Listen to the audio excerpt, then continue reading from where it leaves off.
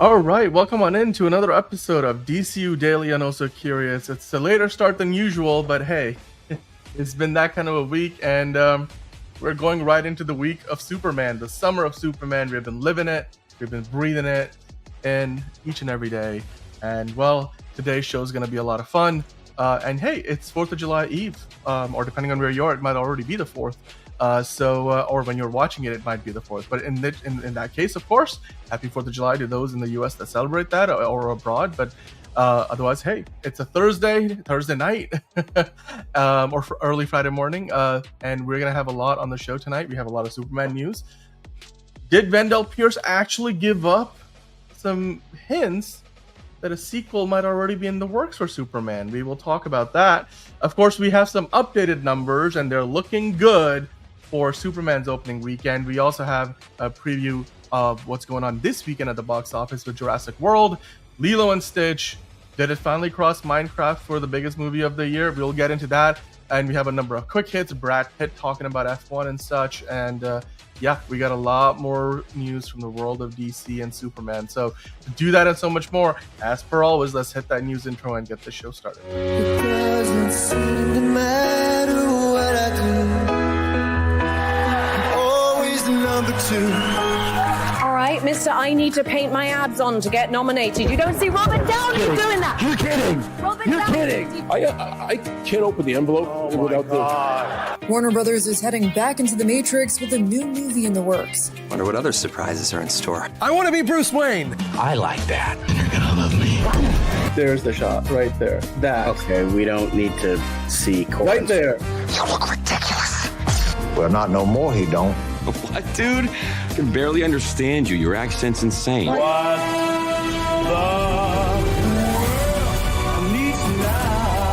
Give me a hand up. Nope, I'm actually okay. Thank you very much. Oh, wow. Wow.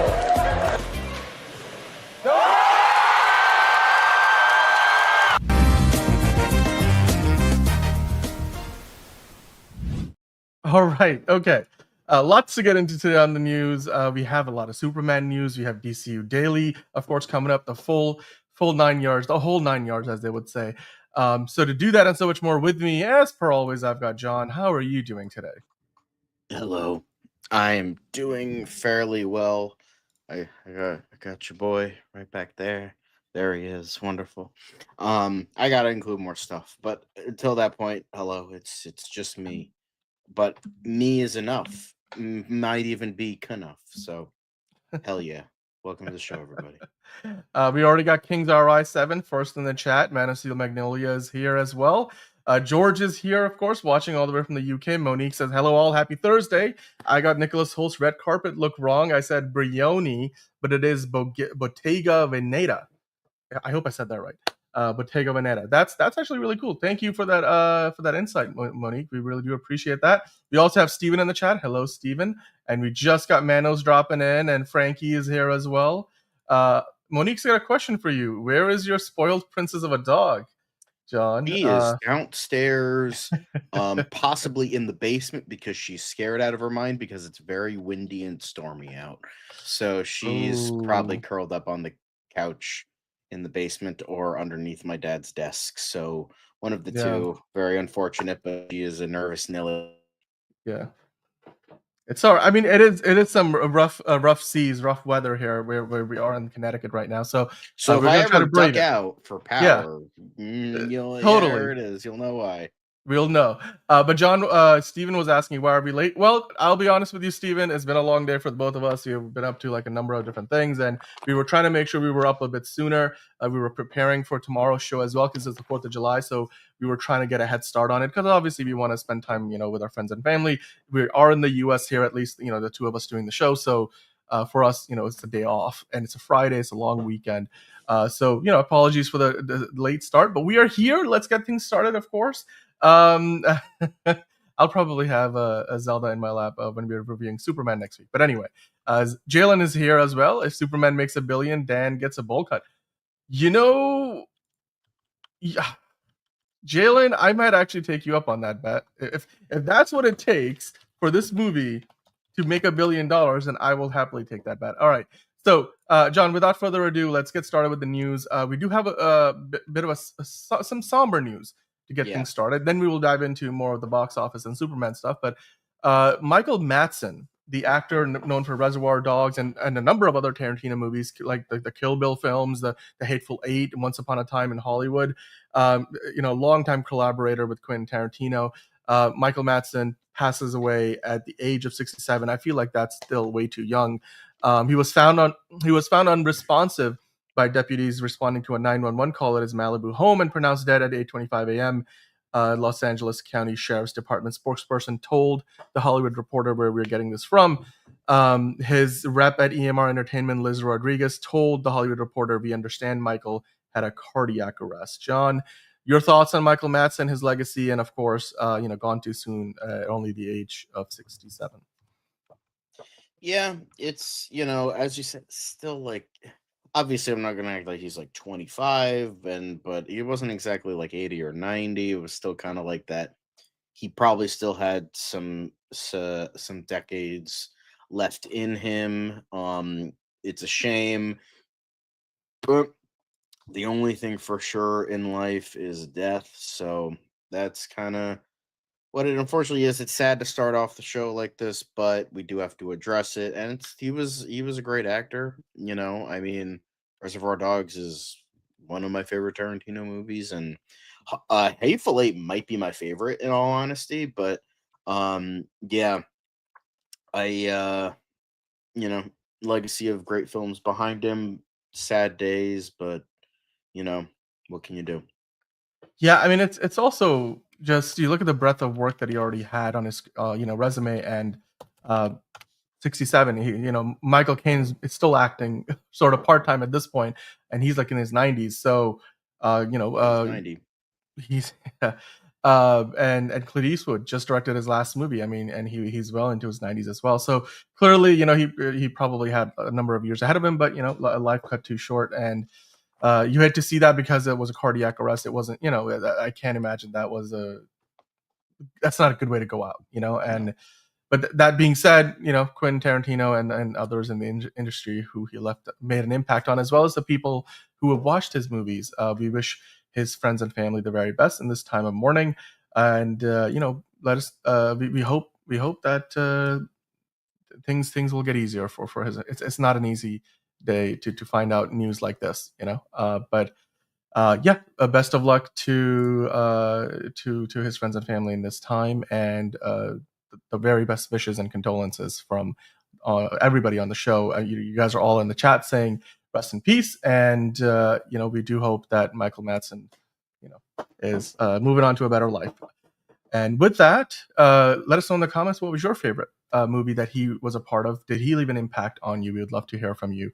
And in the meantime, we're gonna move on to the next thing, which of course is Superman. We have to talk about Superman. That's why we're here every day, pretty much. So we will talk about Superman, and then we'll do a box office preview. I'm gonna switch things up a little bit. Let's get to Superman a little bit faster, shall we? So let's change the mood.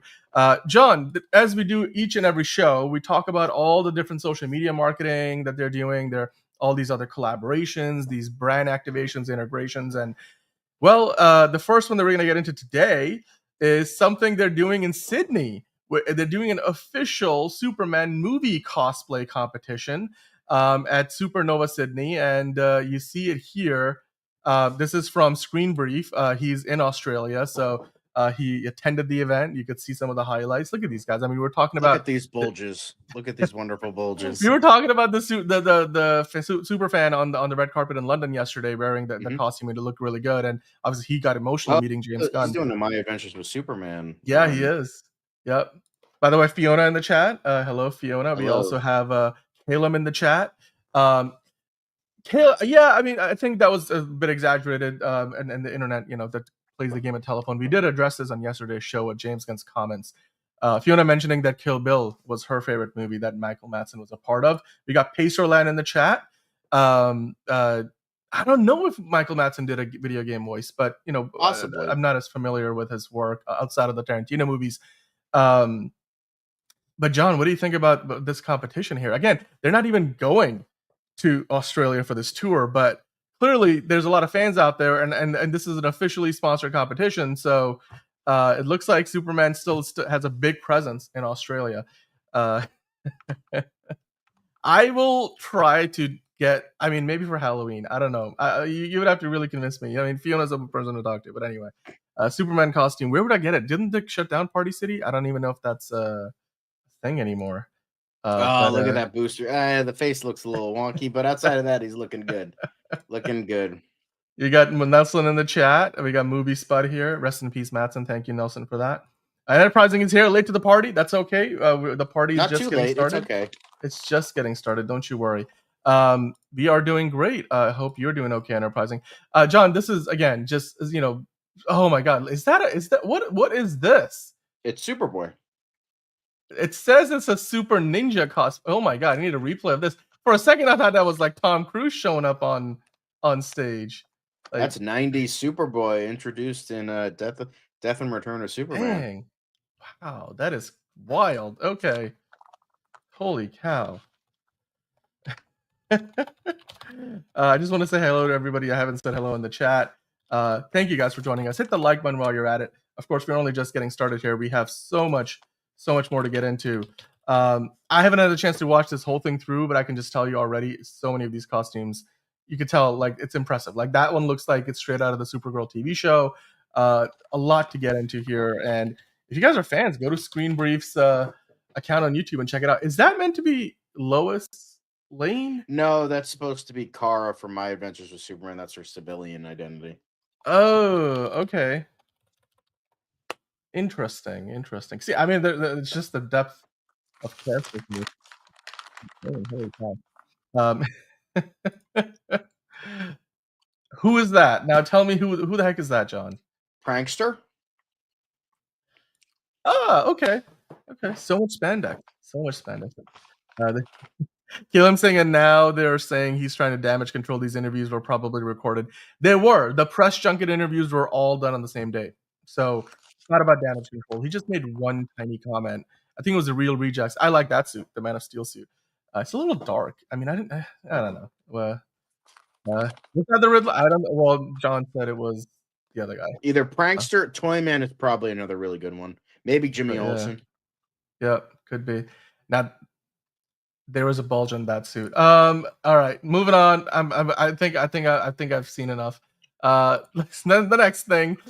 It looks like China and Beijing, they're getting ready, John. They're already getting ready for the Superman World Tour arriving in a few days because, of course, their next stop is Paris tomorrow on Friday. So we'll talk about that on Monday when we also get the review embargo lifting.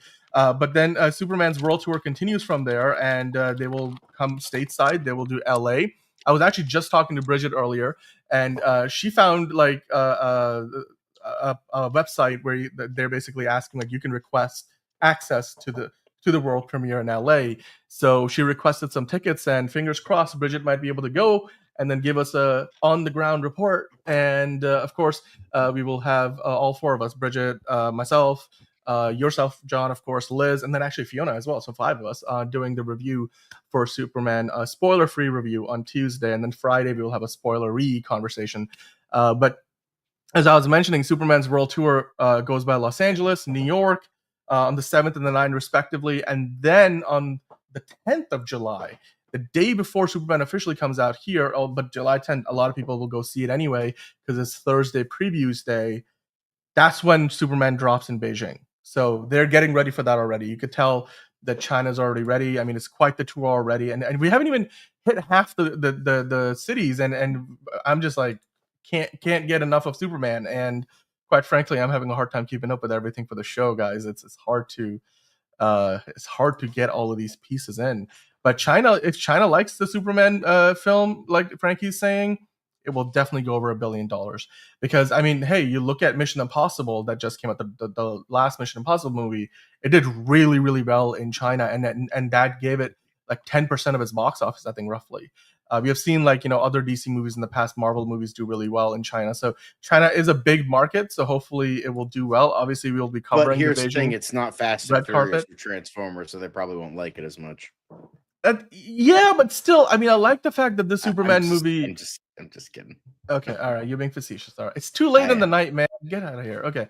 Uh, speaking of China, this looks like a new Chinese poster for Superman, and we haven't seen this one in the U.S. yet, right? Like he's walking on the snowy dunes, or what do you want to call that? And Antarctica with the fortress coming up.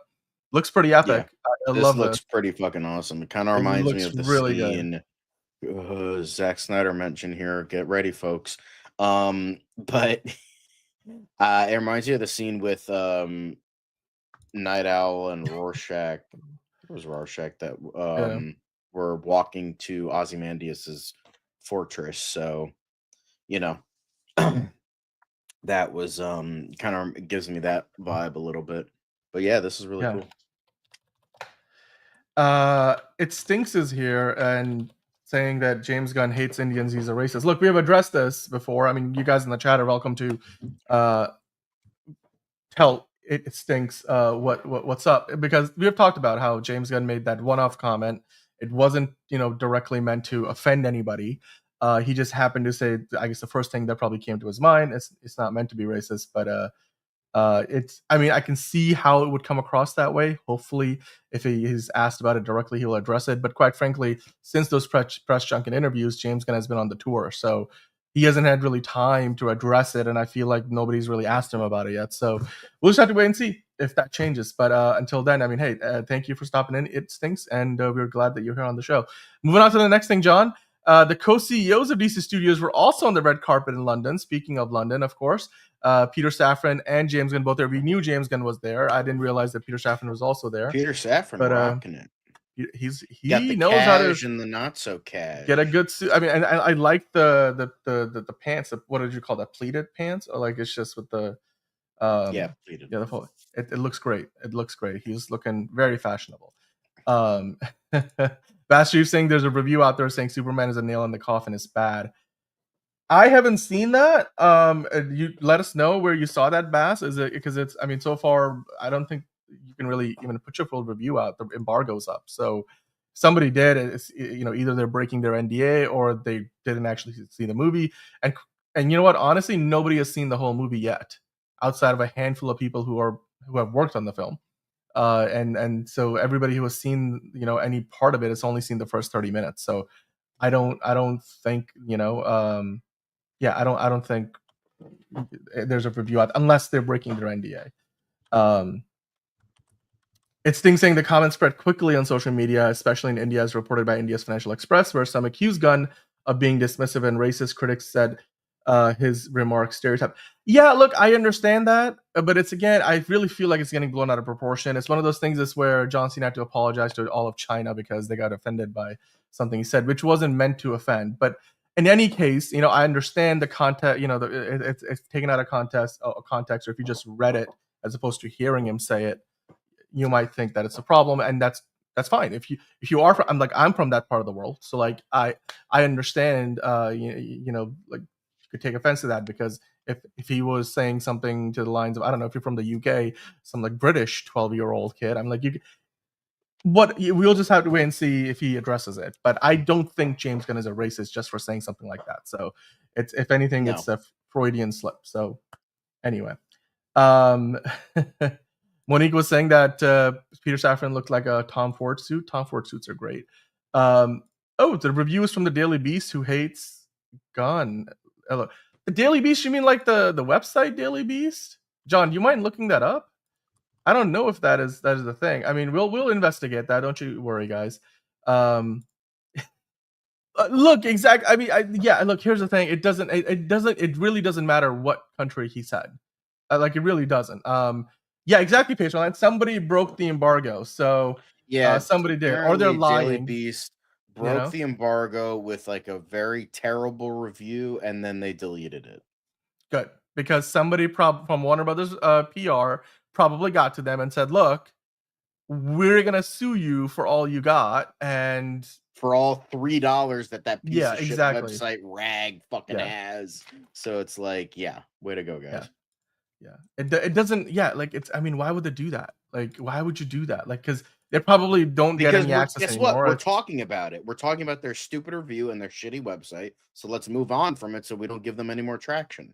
Yeah, there we go. Elite EZ is here. Hello, anyone who's been cussed on COD understands what he said and it wasn't racist, you really do get you really do be getting cussed out by Can kids we with like different move accents. on from this? This is kind of That's annoying fair. to talk about. It's That's fair. repetitive at this point. All right. Okay. Thank you, John, for It's just like it's putting a repetitive. pin I in don't it. want. I don't Let's want putting this a to pin in be it. more We're moving trouble than it on. needs to be. So, anyway, As you can see here, the photos. I mean, look again. All three of them. I love David Mhm. rocking the bow tie. This is probably the best that all three of them have looked. Yep. Like, and maybe that's just me being a sucker for, you know who, and bow ties are very cool. So maybe I'm just a sucker for that. But I like how like each one like perfectly represents each person. So it's like it's nice, it's cool, and like love to see everyone looking dapper and fine. So hell yeah. Mhm. Also, hi The whole Swag fam, team. nice to see you. The Hello, whole Elite team was at Easy. the red carpet. I mean, I think their London looks are probably the best ones I've seen the That's entire okay. tour. Here's the thing. I think zoot suit is like a very like old term. That's why I didn't say it when I initially saw it. So I don't know if that's like an okay term now, but it is kind of like that vibe of a quote unquote zoot suit. But I don't know if that's an okay What? term to use. So The like, penguin from Toys. I don't. Okay, man, it's time. I don't see it. Clark Barr. that's what I was saying That's good yesterday. canon. That is good canon. Okay, I totally get it. Okay, all right. Sorry, I didn't mean to put that comment up. Well, we did talk a lot about Rachel's looks yesterday on the red carpet, as well as, of course, David Cornsweat and Nicholas Holt back in his home country, looking sharp. All of them were looking sharp and beautiful as always. With that, John, did I just pull something else from the red carpet? Oh yeah, this is the video version. Like everybody kind of pops in, does their pose for the camera, and then keeps on going. Just a bit of a retrospective because like there's a day gap here. Today they weren't doing anything, but they're catching up on their sleep because tomorrow they'll I be in love Paris. Dominique. That's my Lois Lane. Look at her stunning. I love the way that you read it. That's exactly how she went to say it. That is completely on point. No, it is an old style suit. It's Mhm. from the 50s. Because Yep. it's the same type of suit that Marty McFly wears in Back to the Future when he's Mhm. back in 1955. So it's like 40s, 50s, kind of into 60s. Yeah. Yep. Caleb wants to know what is a zoot suit. Monique, you can educate Caleb on that. It's essentially like a very loose fitting kind of suit. Like the trousers are Mhm. kind of like past the belly button.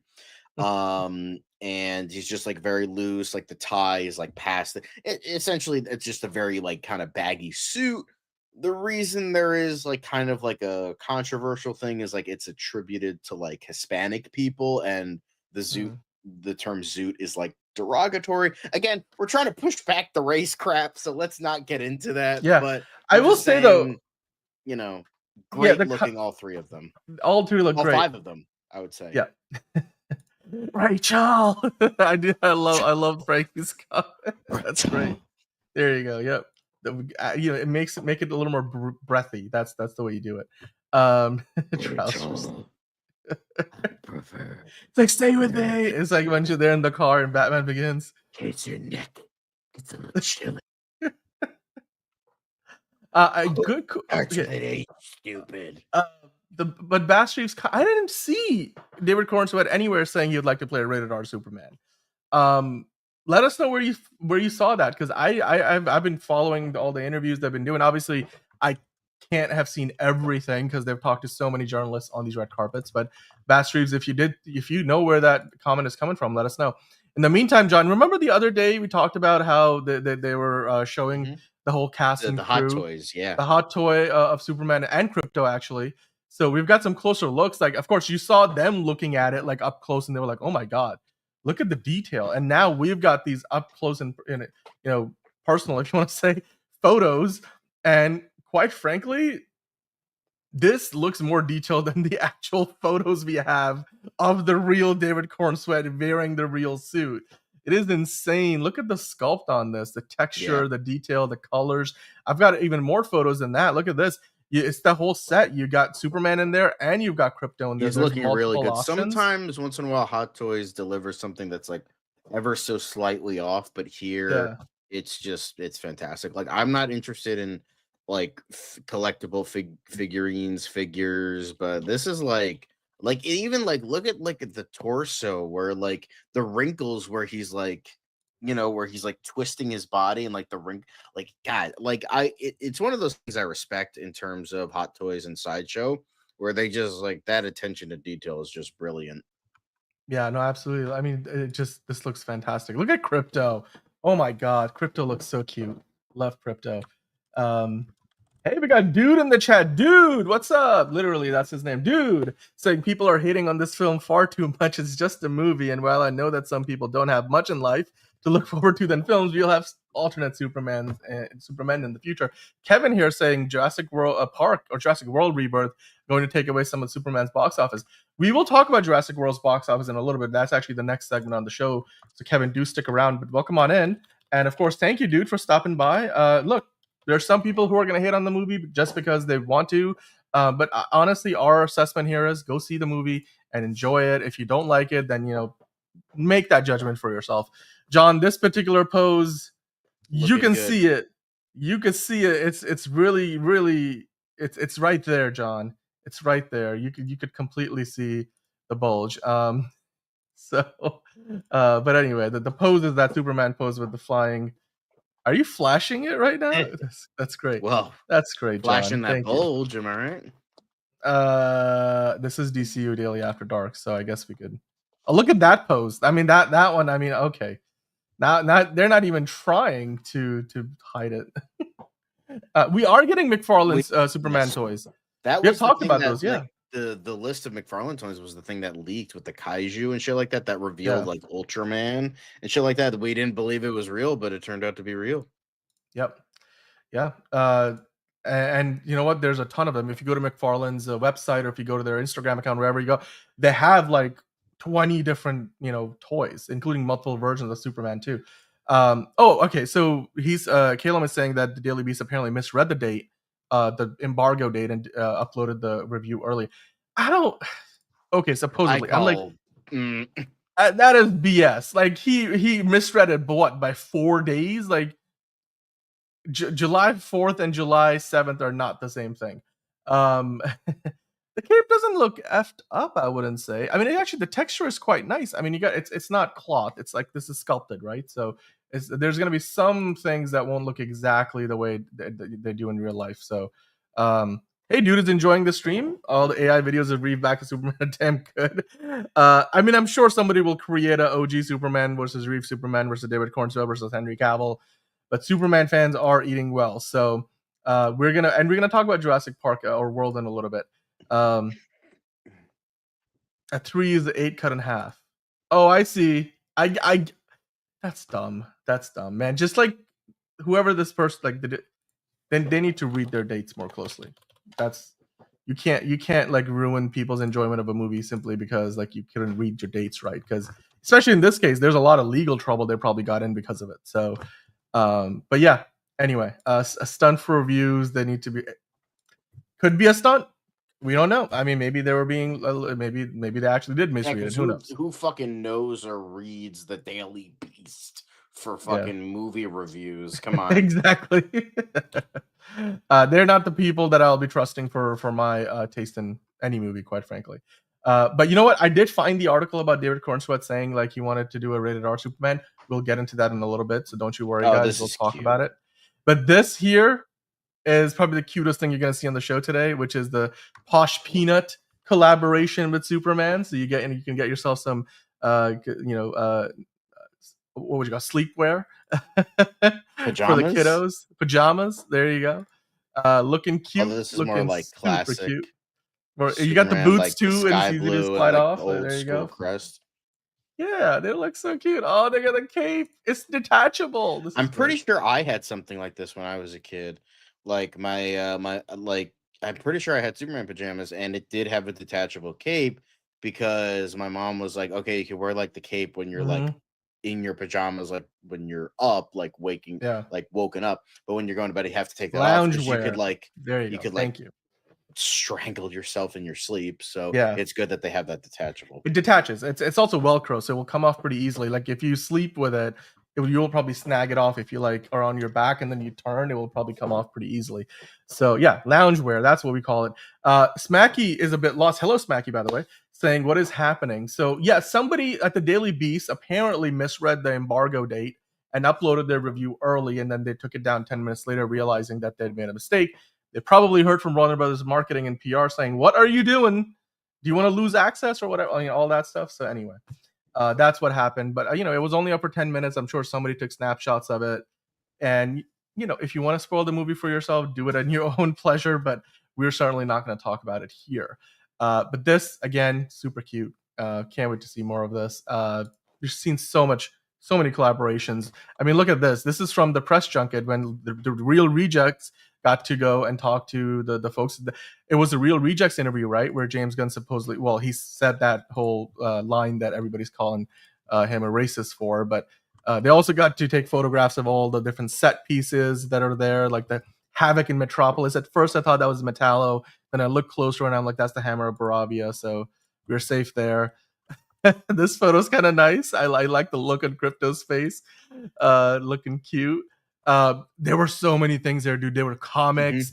They had other merch. I'm like, I hope they got to take some of that stuff with them because there's so much good merch and swag. And then of course, the rest of the daily. We have seen all the photos, right? The costumes were up.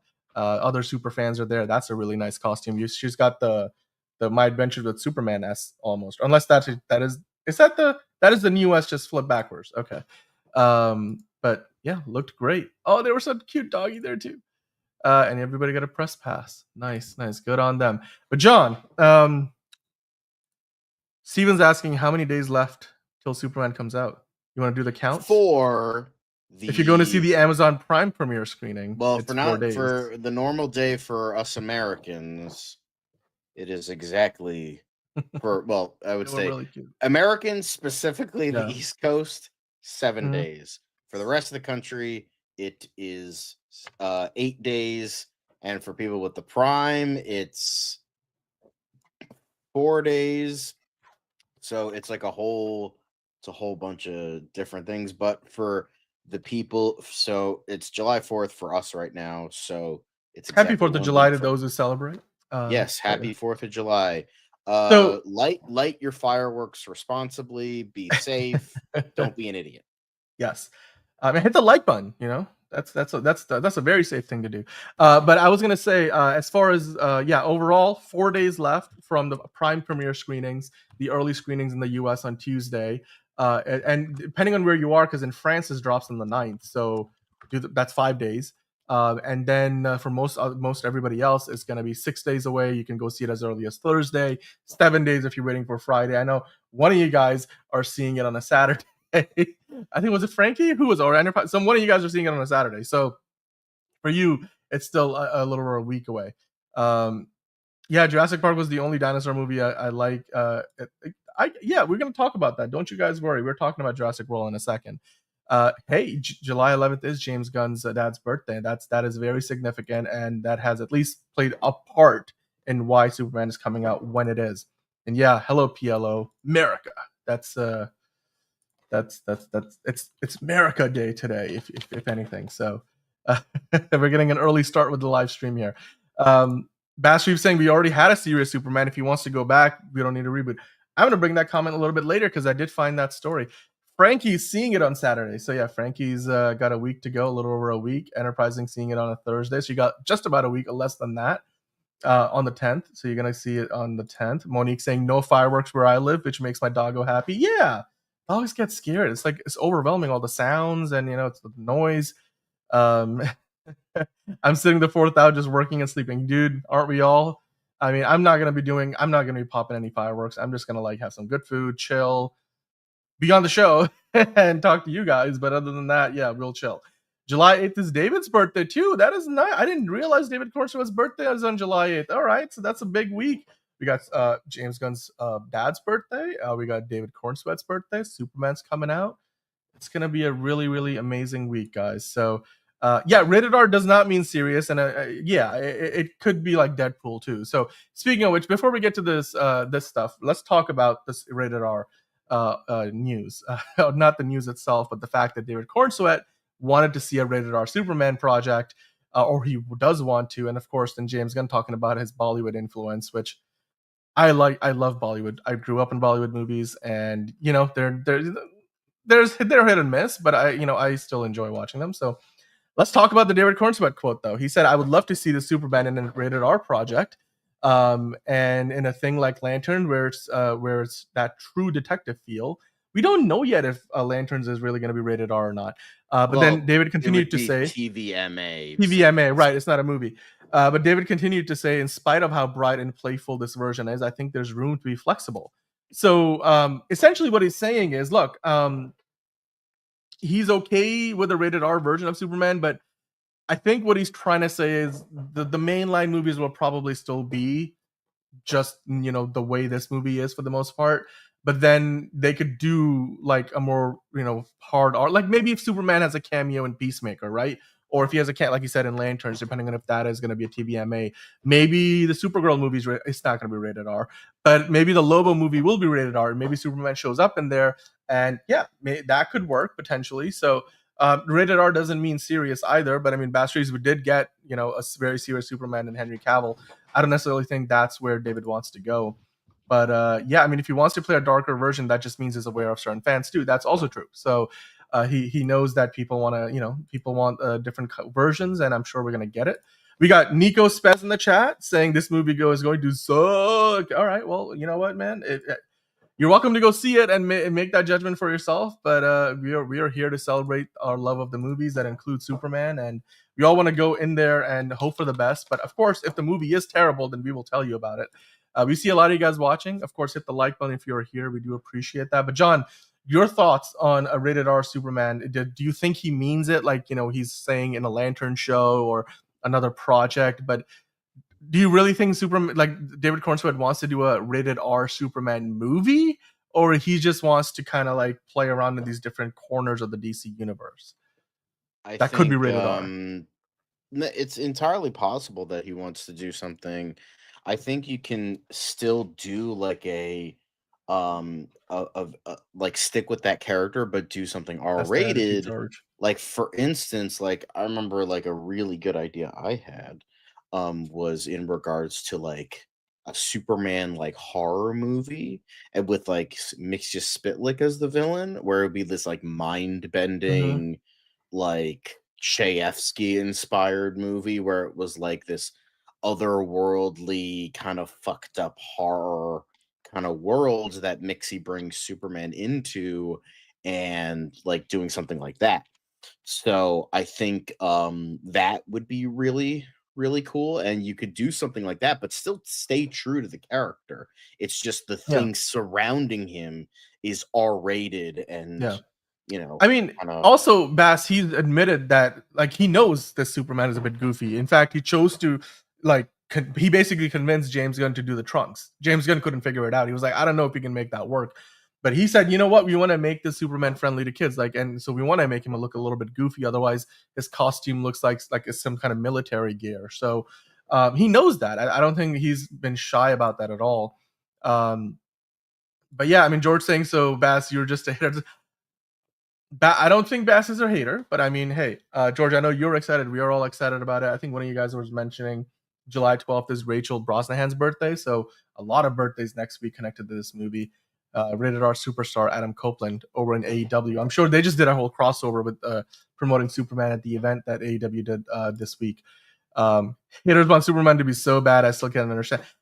Look, there's always going to be people who just want a movie to be bad. I don't understand it personally. I'm like, if you don't want to watch it, you don't have to watch it. But don't it, what do they call? Don't yuck on somebody else's yum, right? That's what we say. And we all do hope that the movie is good. Man of Time saying, do you think David means by how bright and playful this version is? Is he talking about the character or the movie? I think John answered that question. I think we're talking more about the movie, right?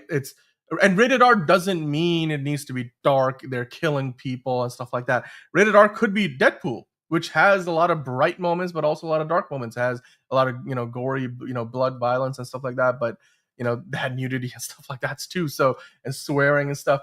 And it could be a soft R movie, it could be a hard R movie. Like there's a whole spectrum here. So, but ultimately, I don't think he's talking about the Superman is all of a sudden gonna become Henry Cavill's iteration of Superman. He's more talking about like the world, of story that his Superman will be surrounded by. But yeah, I mean, look, we see both sides. It's totally okay if you're not excited about the movie, if you are concerned, if you're cautiously optimistic. We're here for everybody because we just want to talk about Superman, and we have a running list of predictions. How much is the movie gonna make at the box office? Like, not just opening weekend, just overall. So you guys are welcome to drop in your number. Like, we have seen a lot of people say $1 billion. Some people say as low as 600 million. A lot of us saying somewhere in the middle, like 700 to 800 million. So, we're just here to celebrate the world of the movies, including Superman, DC, Marvel, and I know John probably isn't, but even Star Wars sometimes. So, yeah, this version of Superman could show up in James Gunn's The Suicide Squad. I think he would fit in perfectly well. He could fight Starro at the end. I think it would mash together well. You could clearly tell both movies were made by the same filmmaker. And yeah, George, this particular Superman movie is a 4-quadrant movie, so it has to appeal to a wider audience, not just pigeonhole demographic, which is something that I think Man of Steel struggled with a little bit, and I think that's what they're trying to obviously remedy with this version of Superman. By the way, Caleb is here. Honka honka, Caleb. We do have a new DCU Daily Intro coming up later, and we got some stuff in there that is very much specially in there just for Caleb. But John, the other thing in this article that they're talking about is how James Gunn has admitted that he's taken some Bollywood inspiration in his work, saying Bollywood movies are the most important thing to me. That's really where I take my inspiration for Superman. Again, talking about it's over the top. It may be a little bit goofy, but like it's not the world that we live in. It's not meant to be our world. It's different, a more heightened reality, which is exactly what a lot of Bollywood movies are. So I personally really appreciate that. Like, it's like watching Bollywood movies. Sometimes people compare to like live action anime or the closest thing to it, and I really like that. James Gunn has that same level of appreciation. I mean, for all the Indians out there who might have been offended by his other comment, I don't think this is meant to be damage control. I genuinely think that James Gunn is a fan. So to that end, I'm like, okay, that's cool, man. John, do you care to add anything to that? I mean, no, not really. Sorry. I mean, Fair I think enough. you said everything. I try to, I try to say everything. I try to save you some time so that we can keep the ball rolling. Yeah. I'm being facetious. We got Thunderer's Wrath in the chat saying complete opposite is the truth is gonna bomb. Okay. Well, hey, look, it's man, if that's how you feel, then if you have a prediction for us, we're here. We've got a list. We're gonna check it twice. So you let us know how much you think the movie will make, and we will put that on the list, and then we'll compare it against the number when Superman is out of theaters in a few weeks or in a few months, hopefully. Yeah, James Gunn is punk rock, so of course he likes anything that breaks the rules and can bust out the dance routine or bust into a dance routine. Yeah, dance off, bro. Anyway, John, let's talk about this clip here because I know one of you guys brought this up yesterday, so I figured let's address it. So Collider, and you're Perry Nemiroff from Collider, doing this interview as part of the press junket with the Superman cast. I believe they had Jimmy Olsen there. Or no, that's Beck Bennett. And you have... they did. They have Scarlett Johansson, Michaela Hoover, and Wendell Pierce. There you go. So you had 4 of the actors, and she asked a question about like what was so special about this movie for you, and Wendell Pierce was like, man, just seeing the sets and everything built out, it was so special to me, and like I wanted to take some pieces of it home with me and stuff. And then Perry asked like, hey, did you get a chance to keep any of that stuff? And then here's what Wendell Pierce says. Now there's no audio here, but read the subtitles where Wendell Pierce says, I actually did not. I was thinking about that. I did not take anything. I didn't either because I was respectful. It's a hot set. You don't want to mess it up because the sequel is ooh, never mind. And then Wendell Pierce just pulled a Tom Holland. He just like, oh, and then he's like, look, he's like, oh, what? Is there a does that mean the sequel is gonna come so soon that they do not want to take these props and let people take some memorabilia home? I mean, that to me, I think would be news. the way he says it and the way he catches himself so soon after he says sequel, I feel like this is a stunt. I feel like this is like sort of a like, because it's like it's I wouldn't say, here's the thing, it's again, he's an actor, so it's the perfect balance between like super over exaggerated and super like calm, where it's like, oh, sequel, and then but it's like the way you can kind of vibe from his reaction. It's like, I feel like this was a stunt to be like, oh, and like to get people to talk, like, oh, are they thinking about a sequel? Oh my god, maybe this is the next real Superman project. Oh my god, I feel like this is to get people to talk and to get people. It's just the reaction, I feel, is just feels a bit manufactured, a little bit fake. I mean, they are all actors for what it's worth, but Exactly. I feel like you can take this still image here and just turn it into a meme, because you look at all the faces. Jimmy Olsen's like, were we supposed to say that, with like a smile? Wendell Pierce is like, what did I just do?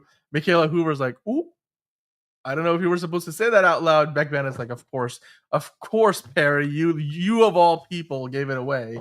So they all have a different expression on their face. I mean, Monique loves Wendell Pierce. I love Wendell Pierce from all the way back, when he was what was the show that he was on, the big one that he's remembered for from HBO back in the day. Obviously, I'm The Wire. I loved him in that. I love him in Jack Ryan. In it so much that you forgot the title. Dude, we talk about a million things every day, and sometimes the brain just blanks. He was in Suits as well, and also he's in the MCU right now. He was in Thunderbolts. So, well, yeah, man, it's time. We know there's a sequel, but James Gunn said it wasn't a direct sequel, right?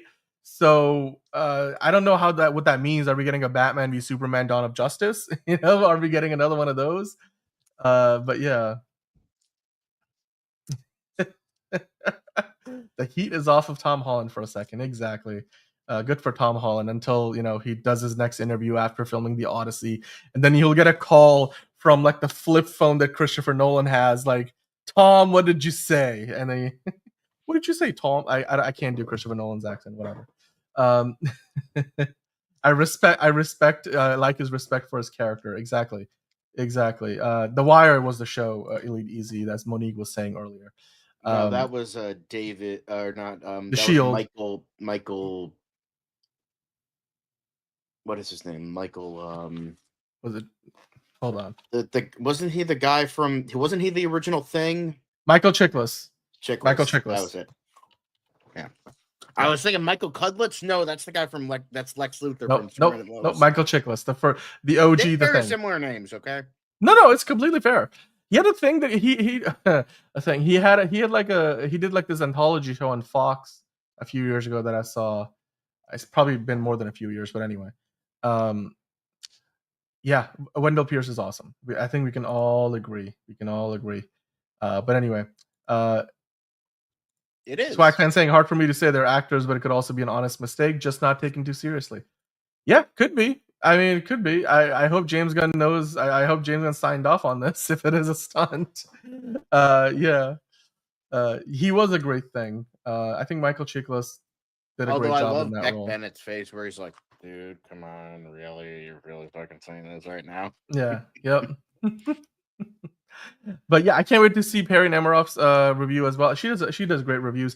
I love them, all of those guys, when they were doing Collider together before. Like, they completely changed what they do. Before that AMC movie talk I used to watch back in the day. But anyway, guys, that's the Superman stuff for the time being. We now have to dive into the box office projections for the weekend before we get into the quick hits, and then we have DCU Daily proper, which will be way more Superman that you can handle, but I'm sure you can handle it. So the next thing we got to get into, as I mentioned, is the weekend box office. Jurassic World Rebirth, as you guys were talking about earlier, is already racked up a meaty 22 to 24 million dollars second day. That's what it's looking at on Thursday, as that just passed. And remember, this debuted on a Wednesday, so Thursday is its second day. Usually you would think because they wanted to avoid the it being out on July 4th. So Exactly. So with that in mind, it's still looking at over $133 million in its 5-day debut. That's pretty cool. not as impressive as the previous movies, but still, not that far off the mark. It made 30.5 million on Wednesday, then again like almost 24 million on Thursday. So you look at it, it's already made close to 60 million going into the traditional 3-day weekend. So it's looking to at least double that number, if not maybe go for even more than that. So and when you go back to Deadline, they were talking about how global reach is 56.5 million across the first day. So it's getting off to a really good start, John. I mean, worldwide it's looking at still somewhere in that 260, $250 million range. I mean, I know some of you guys were saying that it's a good movie. You guys enjoyed it, so there you go. I mean, it's doing well. It's doing as good as pretty much all of these Jurassic movies do. But John, the cinema score has also been revealed, and the way they say it could be good news for Superman tells me that it's probably not a good cinema score. And that's saying a lot, because like something like the MCU gets like A's constantly, even for shit like the Marvels and crap like that. So it's in the 50s in Rotten Tomatoes, but now that we have a cinema score, which ranges from A+ to F, this movie was given a B, which is amongst the worst in the franchise. Because this is, I think, more telling than even some of the critics' reviews, right? Because for a franchise that's clearly immune to critical reception, like most of these movies have had terrible Rotten Tomato scores. So it's like that the critics are basically meant to hate these movies. But when you look at the audience scores, right? Well, except for even that was like 72%, not exactly a glowingly positive. No, wasn't it in the 90s? Was it 90? Oh, remember? I think it was 91. Maybe okay, maybe that was 93. I'm misremembering that. I think the first Jurassic World movie was 72%. So yes, there you go. But I mean, the first movie also came out in 1993. So with a 93% Rotten Tomatoes score, it's a little ironic. But anywho, so John, usually what's more indicative of how well a movie will do over time, especially like having legs at the box office, is the audience score. Because will people go back to see it? Right? This franchise clearly is immune to critical reception. So you look at the audience scores for Jurassic Park was A, Jurassic World was A, Fallen Kingdom was an A-, Dominion was an A-, The Lost World was a B+, and Jurassic World 3 was the worst of them, which would be the B-. So this sits between those two. That's not good, because I feel like this will probably take a pretty big drop in its second weekend. John, what do you think? Because while it is still tracking for, like we talked about, like $133 million in its 5-day opening weekend, which means really from Friday to Sunday is probably going to make like 75 million, more or less, based on the amount of money it's already made on Wednesday and Thursday. Keep in mind that the horrifically atrocious Bride Hard that Liz reviewed on the show got a B-. So it's like cinema score doesn't mean shit. Like it's bullshit. Like no, I mean it's not exactly. It is pretty much. They asked real people walking out of a movie theater, like, what did you think about the film? Can they back that up? Did they film themselves doing that? Because like I don't really believe because I'm literally like Clown in a Cornfield, awesome movie, C+. Fight or Flight, C+. Like come on, really? Those are worse than Bride Hard? Are you kidding me? Bullshit. Cinema score is horrible. I mean, come on. Okay, John, just because you've never been interviewed by them doesn't mean that it's fake. But I'm just saying this doesn't bode well for the franchise. Do you think it will have a huge second weekend drop, and then that will obviously, have a positive impact on Superman? There's more money to go around for Superman. It's possible, but I would like to look at the projections of all the other Jurassic Park movies to see like if there's like an ongoing theme of like what the drop is. I mean there's usually a drop for every movie. It's just like how much is it going to be, like a 60% drop, or is it going to be a little more like a 20% drop? I would imagine it's maybe going to be like 30 to 40%, like a substantial amount, but like that's kind of the average. Not everyone can be sinners with their miraculous 6% drop, but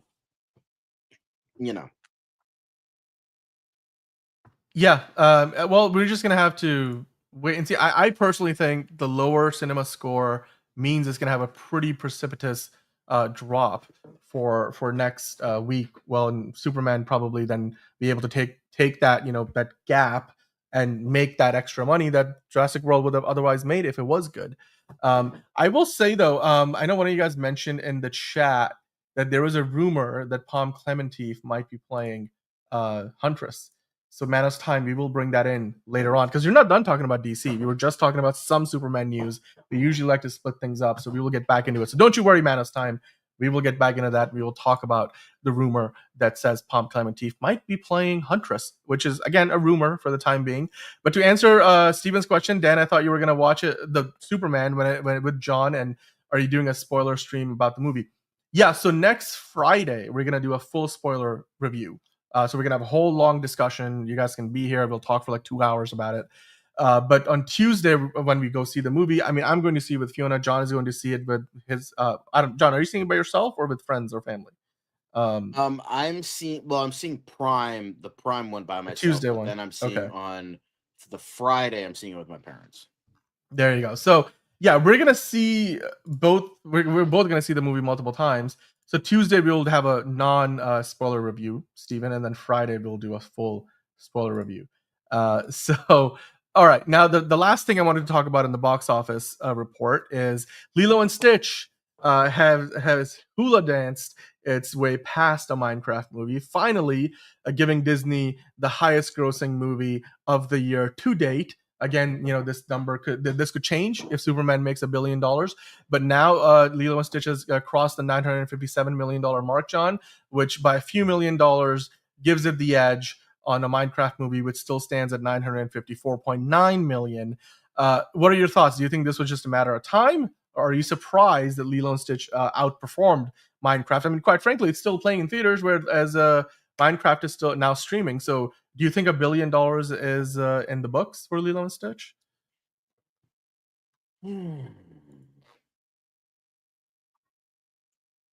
I think so. I mean, to be fair, we also said Minecraft was going to make $1 billion, and look how that turned out. So, but it kind of petered off because they put it on streaming. I hope Disney does not make the same mistake. Keep it in theaters. I don't think they will. Only, but here's the thing: Lilo and Stitch is a more. I mean, to be fair, Minecraft is also a built-in audience, but let's say a built-in movie audience, and Disney is way bigger than like Mojang and Microsoft. So I'm willing to bet that they're probably going to hit that billion. They're going to hit that Billy. They're going to hit that Billy. Probably. Yeah, I don't know. It's all going to depend. It's all really going to depend on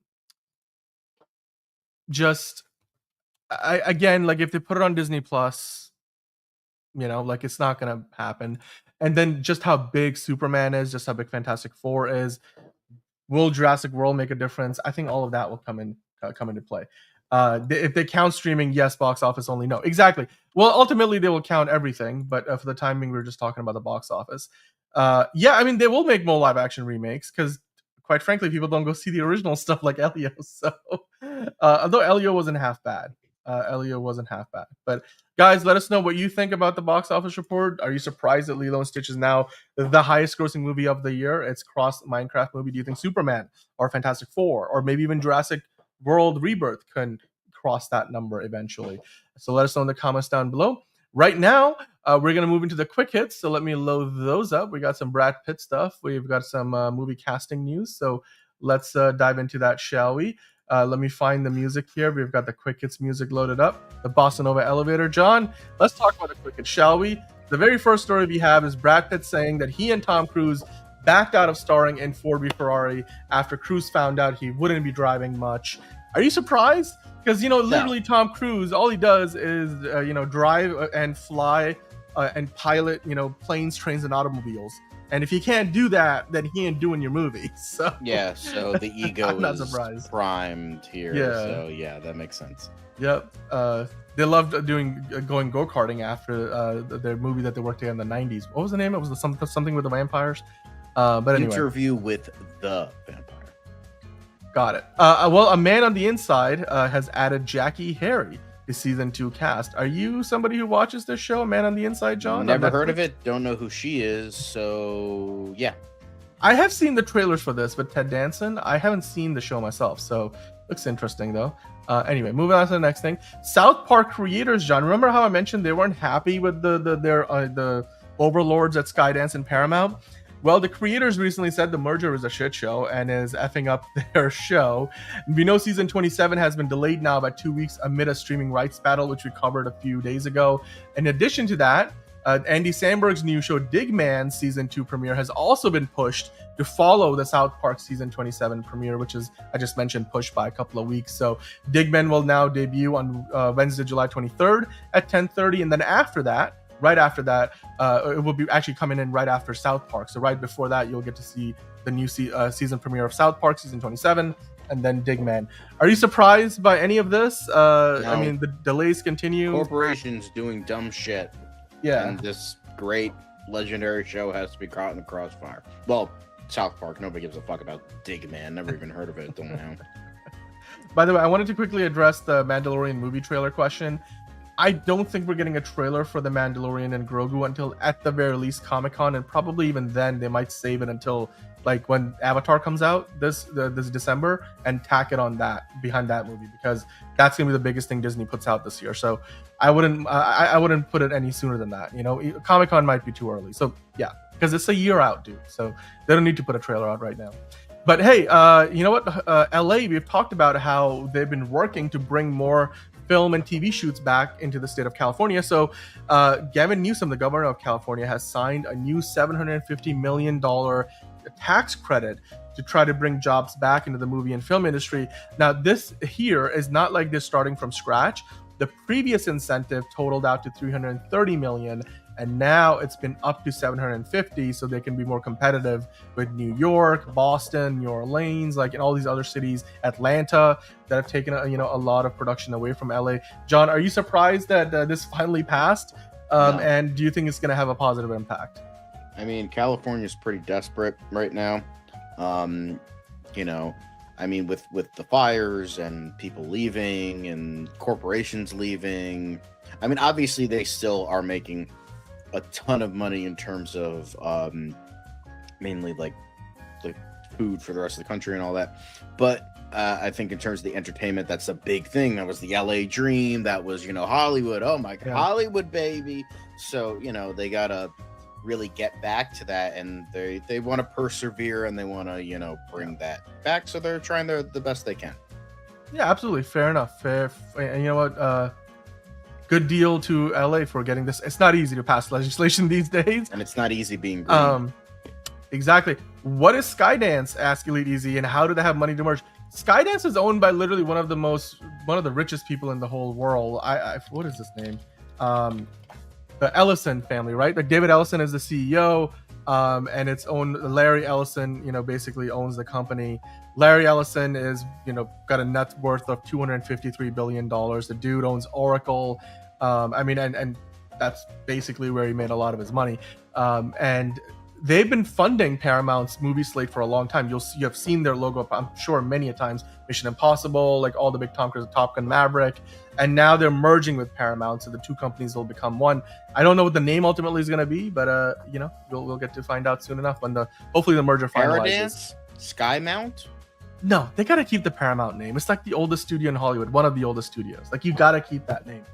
But anyway, Elite Easy, you get the picture. The Fantastic Four First Steps, John, they just put out a new teaser featuring a new look at the bearded thing. So the beard is real. It wasn't a fluke.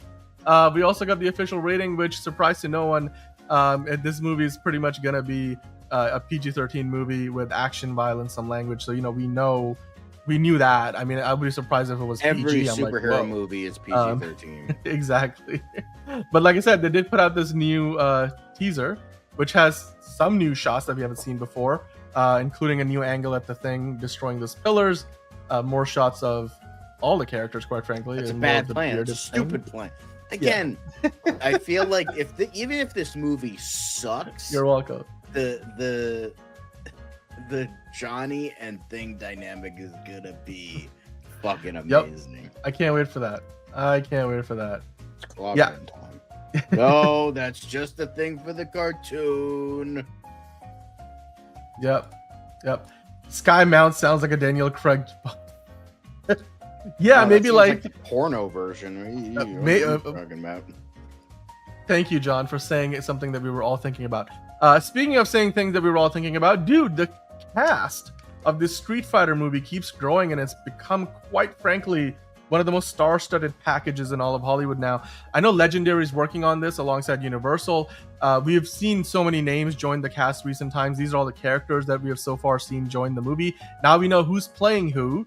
So let's take a quick look at it, because of course, in the original you had Jean-Claude Van Damme, Raul Julia, Kylie Minogue, Ming-Na Wen, but now in the new movie, being directed by Kitao Sakurai, we've got Andrew Koji, and he's set to play Ryu. So he looks, that'd be a perfect fit. I can't wait for this. He was one of the characters I used to play the most when I played Street Fighter.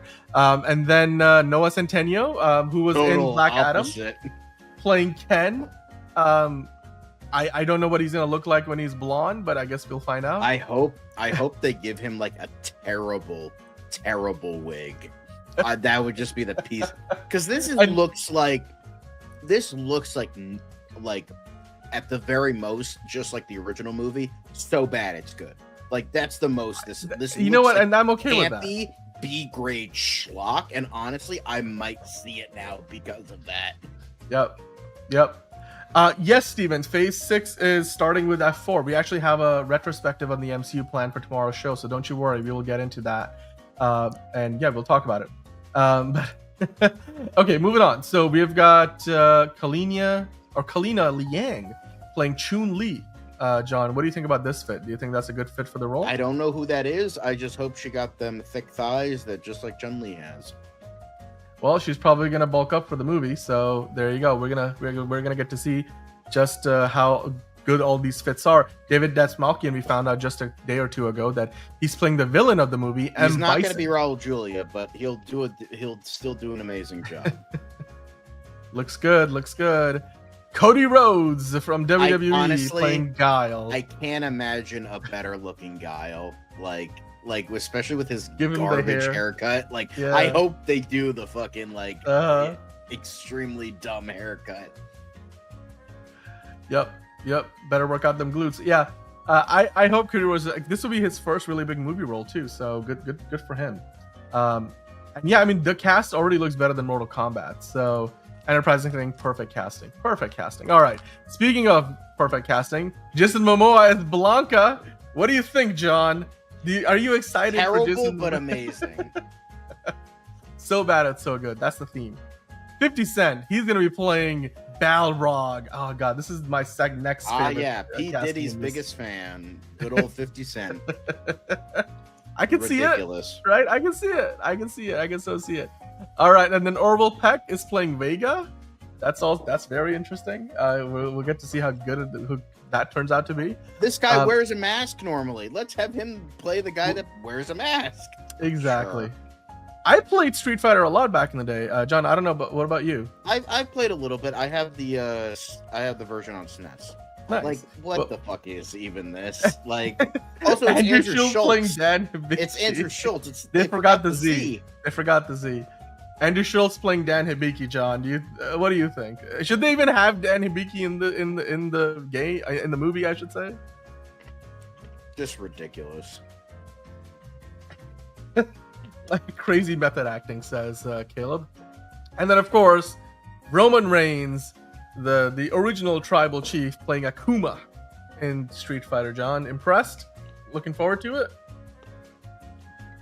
Just so fucking ridiculous. At least they're getting guys who can technically fight, right? At least they can do a suplex. They can throw a punch. Jamie Foxx says Balrog. I don't know if they can afford Jamie Foxx's rate, but anyway. Moving on to the next thing, John. The Doctor Who franchise could be off our screens for several years as the show's future looks increasingly uncertain. Someone with ties to the Doctor Who franchise shared an update on where things now stand with the long-running series, saying, "It sounds like we'll be waiting several years until the Doctor returns." Are you surprised? They said that my guess, and it's just a guess, is that it will be 5 or 6 years before we see anything new, at which point it will be the children of 2005 who will be bringing the show back. Just as Russell predicted, as ever, time will tell. I suspect the show will indeed come back at some point, but as of right now, nothing is commissioned and nothing is guaranteed. Those are the facts. Time will tell, of course.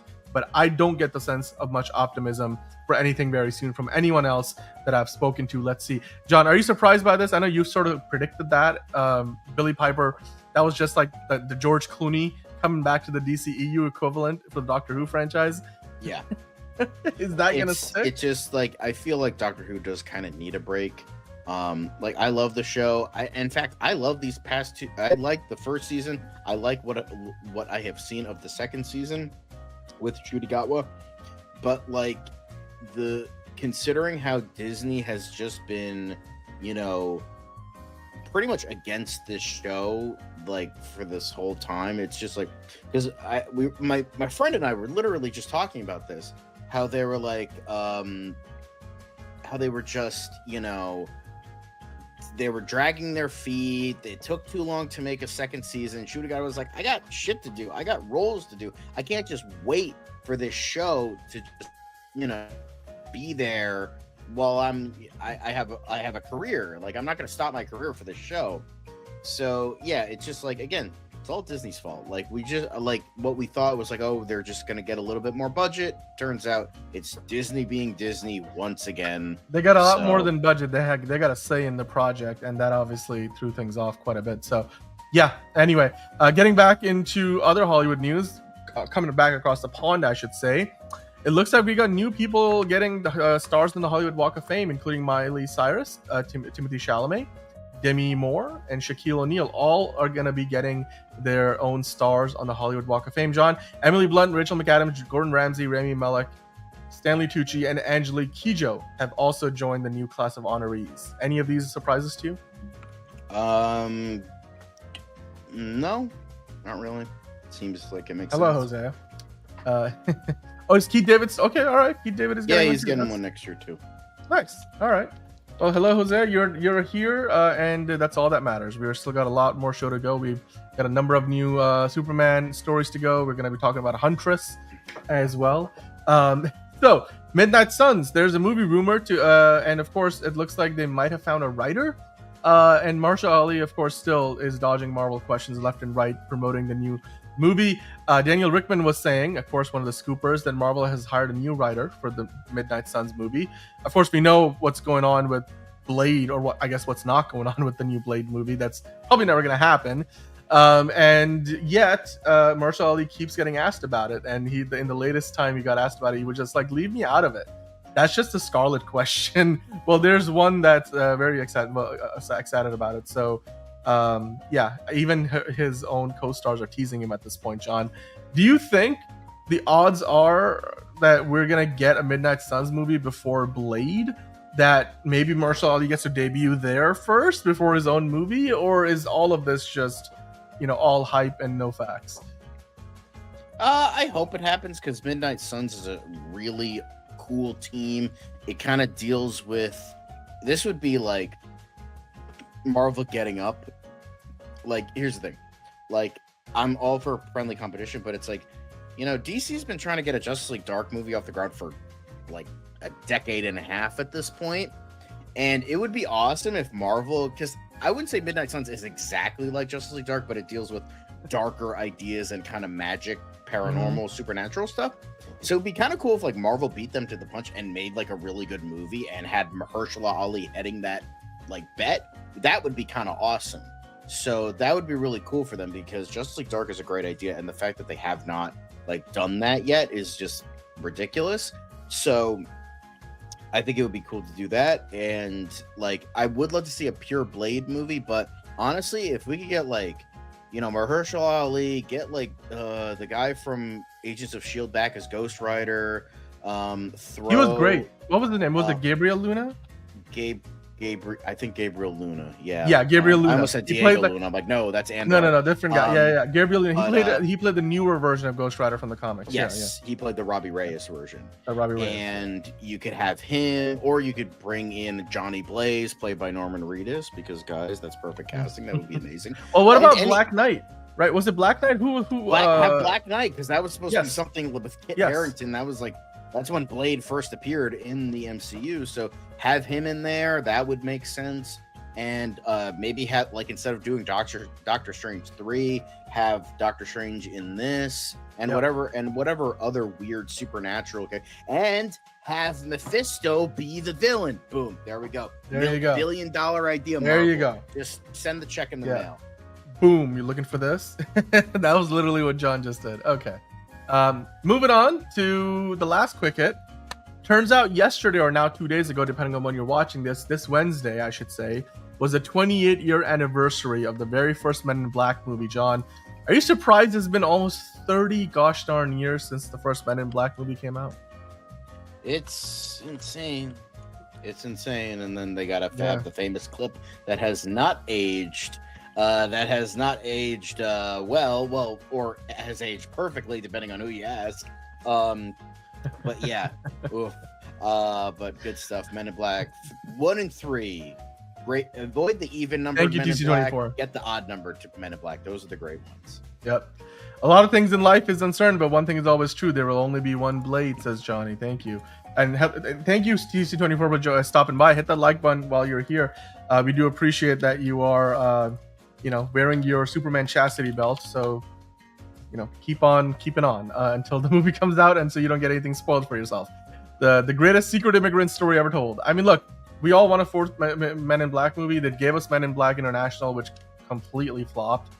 But yeah, I remember watching all of these movies, and the Men in Black movies are still, to me, they hold up. They're classics. But guys, let us know what you think about all the quick hits, all the news stories. What was your favorite story today?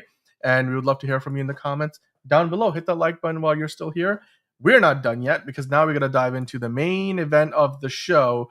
Actually, before we do that, we're doing things a little bit differently today, because I have something really special I'd like to share, which will hopefully become a part of the routine on the show.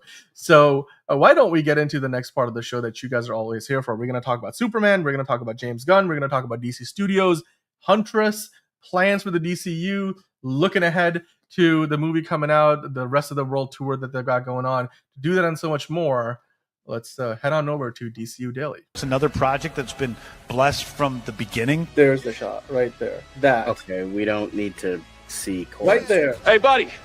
Eyes up here. Now you want to get nuts? Let's get nuts. Here we go. Victory mine. Ask me how am I doing? I'm telling you, really, I'm doing sublime. I never wait in the stewardess line. I just go do it. I'm moving my time. Really had nothing to do with it. How am I moving? I'm moving like you want to shine. Follow my lead. Don't listen to lies. I had to put me all in the line. That's why I know that victory's mine. I prefer Jared Leto. Hunka hunka!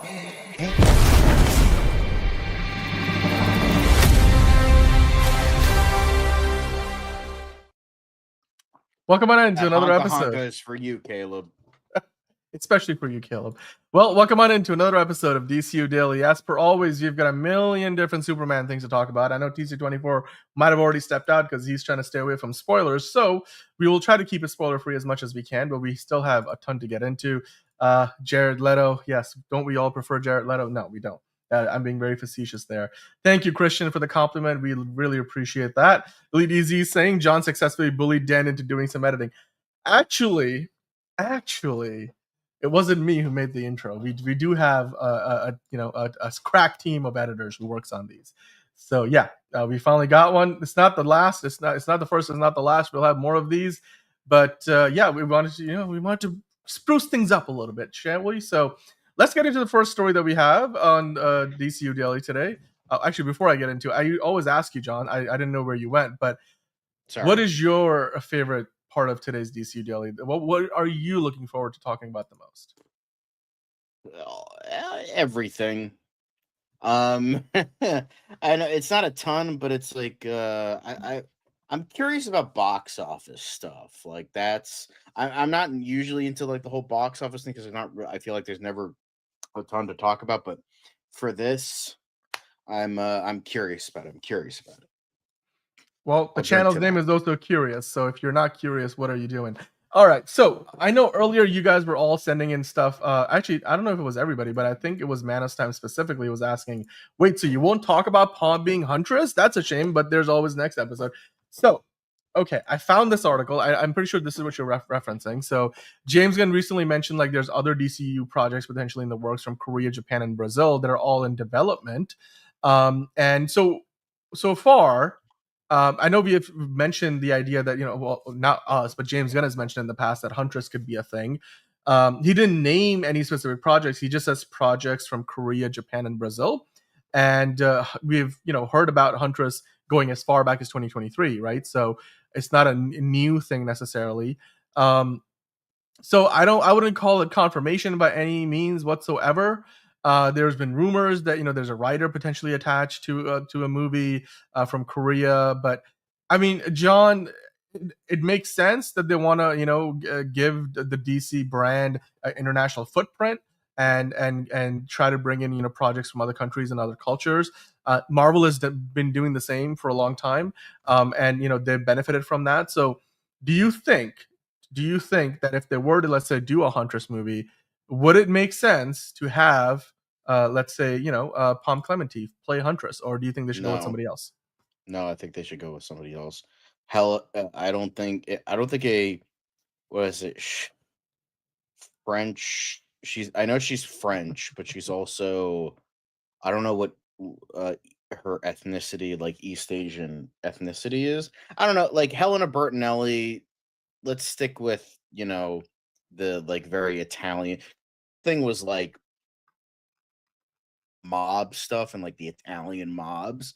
So Mhm. like it's I know Mandragora killed her family. That's why she became the Huntress, and I feel like that's kind of you know what I feel like what they should stick with now. Is it a total like deterrence? Obviously, you can majorly change stuff, but Yeah, I exactly. think 2023. I feel like Hey, Watcher. it just like why not just like have a Korean character? You don't have to like make a like it's just like again, it's like I feel like all these like minorities are getting like sloppy seconds. It's like bring in like characters that aren't famous and make them famous. I know it's going to be much harder, but like I think that would be way more interesting. Is just you know I understand like you could like make it so that it's like the Yakuza or like the Chinese mafia, whatever it is, Korean mafia. Um, but it's just I feel like it's just way more interesting and way better to just have like characters that are of their own ethnicity and have actors from that ethnicity play that character instead of just like getting sloppy seconds of white characters. Like I just feel like that's not fair to them, and I just think Yeah. that would be way more interesting. No, I mean that's completely fair. I mean I don't particularly mind if they were to kind of change things up a little bit, because it's a matter of like how well known is a character. But then again, you can make a lesser known character become much more well known. Like Iron Man was not a very well known character until Robert Downey Jr. took him on, and Jon Favreau directed an excellent movie, and Kevin Feige, of course, behind the scenes producing it. And all of a sudden, Iron Man went from a B- character to an A+, like the core of the new MCU at the time. So yeah, it's very possible he could do that. So I mean, it's on both fronts, right? Yeah, Antonio, it is really really late. We started late, so we're gonna keep on going. Lady Shiva could be a good movie. Yeah, enterprising, good call there. Huntress and Black Canary, would love to see that. Would love to see it. Swagfan Like in agrees with terms you, of John. Bat family characters that are of Asian descent, why not go with Cassandra Cain? They butchered her in the god awful Birds of Prey movie. So, and that girl needs a comeback. Cassandra Cain is one of my favorite Bat family characters, and it would be awesome to see a movie of her. Like, I don't know if they're gonna do the like whether it's a DCU thing or an Elseworld story, but like if they establish that like maybe Barbara Gordon is already Oracle now, and she already and like they give Exactly, us like a Cassandra Cain movie, it would be like her like trials and tribulations to her becoming the next Batgirl. That could be really awesome. And it's established she is the second Batgirl. So guys, I think that's right writing on the wall right there. If you want a Bat family character who is Yeah. of Asian descent, I think Cassandra Cain's either Chinese or Japanese. I forget, but like do that because that would be awesome. Cassandra Cain is fucking amazing. Oh my god, I love what they did. Love what they did with her in Rebirth. And since you're doing a Clayface movie, you could establish that like eventually he's a bad guy, but then they do eventually as time goes on, you do have him established as more of an anti-hero, just like that Detective Comics run on Rebirth. And then you get a Cassandra Cain movie, boom, they team up, and that would be awesome. Because that was one of my favorite like relationship. It wasn't like a relationship, it was like a friendship that was like so good. Like, just do that. That was great. Like, focus on that because that would be amazing to see. Yeah. Old Boy. Oh, you're talking about like Old Boy style fight scenes, James Gunn. Yeah. I don't know. I mean, that would be fun if they do it the way they did it in Old Boy. I mean, those are some classic movies. Not the remakes. Well, it depends. Your mileage may vary. But I did want to mention something else. DC All the Way is here. Hello, DC All the Way. Thank you for joining in. We're actually doing a James Bond fan casting tomorrow on the show, so be sure to come back for that. We've got a number of names in the cards, so you can take part. Leave your comments. Who would you like to see as the next James Bond? Of course, with Denis Villeneuve directing the next set of movies, or at least the next movie. We all just want good movies, right? That's really what it comes down to. So, Dr. Fate would be great. Just a proper Dr. Fate movie. Bring not a back JSA Pierce movie. Brosnan. He would be perfect. That was perfect casting. Perfect. I think James Gunn can address that, and if you were to bring him in, he would probably do that too. Just briefly before we move on to the next story, Elite Easy. Yes, we do have a crack team of editors and writers and producers, and actually, yes, they are all paid. John is paid too. These are all paid gigs. Nobody does this for free other than me. But then again, I finance everything, so it's all evens out in the end. I pay with my blood, sweat, and tears. So keyword on the tears. Tears. Dan has cried why don't more people watch? Why don't more people like and comment and subscribe? Ooh, it's so sad. So to stop Dan from crying, guys, why don't you like the video? Come on, get those likes up, get those comments up. Gotta subscribe. It'll be good. Maybe give us some super chats. That would be wonderful. See, you're making Dan cry, guys. You don't want to see Dan cry. Like, come on, man. Come on. Nobody wants to see that. He's a very ugly crier. Yeah, it's gross to see. It's honestly it's kind of pathetic a little bit, but Hey, I'm with you, Jalen. I am with you. Like 100% agree. For a second, I thought you said John. I was like, why are you yelling at me? And then because my camera's blocking the part of the screen right now. But I would love to see some Blue Beetle news. They did pretty much confirm that the animated show is happening sometime soon within the next 2 years. So that's something, and would love to see it. Swamp Thing, but James Mangold is busy with Dawn of the Jedi, so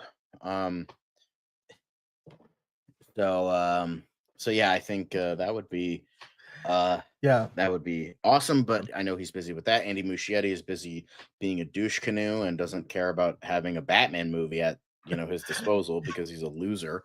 But yeah. Well, I wiped my tears and I'm ready for the next story. So let's talk about some Superman, shall we? Starfire, by the way, I think that's meant to be Elseworlds. Pretty much all of those animated shows they announced are not DCU canon. So I think they kind of said that James Gunn specified that like the day or two after that news came out. But yeah, so James Gunn did confirm that. Oh, I see. Okay. All right. Oh, that's not at all what I meant by that. All right, but thanks for clarifying, Elite Easy. Paradise Lost would be nice to see as well. They have it somewhere in the background. It's simmering. It's going slow, at James Gunn said. It's simmering or whatever it does. Yeah. By the way, to address what DC All the Way is asking, I think they need the DC universe to succeed to make it less likely that Warner Brothers eventually gets sold. Because without a successful DC, they will almost certainly get sold, maybe even for parts. Because while, yes, they have Harry Potter and they have Lord of the Rings, I think the biggest thing they've got and the crown jewel is DC. So they need it to work. Right. Definitely, which is why they're putting the resources into this movie as they are. We all hope for, what was the name? Aldous Hodge. We all want him back as Hawkman. Oh, God, that would be amazing. But I don't think it would fit with what they have in mind for Kendra Saunders. Isabella Merced's character. So is she playing the Kendra Saunders version? But like, is that are we sure she's playing that version of Hawkgirl? Yes, it's been confirmed that she's playing specifically Kendra Saunders, not not the original Golden Age version, and not the Thanagarian version. She's playing Okay. I think Kendra Saunders was introduced in the Bronze Age. Hmm. That's Bronze Age or Modern Age. Kendra Saunders, Hawkgirl. Yeah. Because I think Thanagarian was Silver Age, and then the Egyptian like reincarnation was in the Golden Age.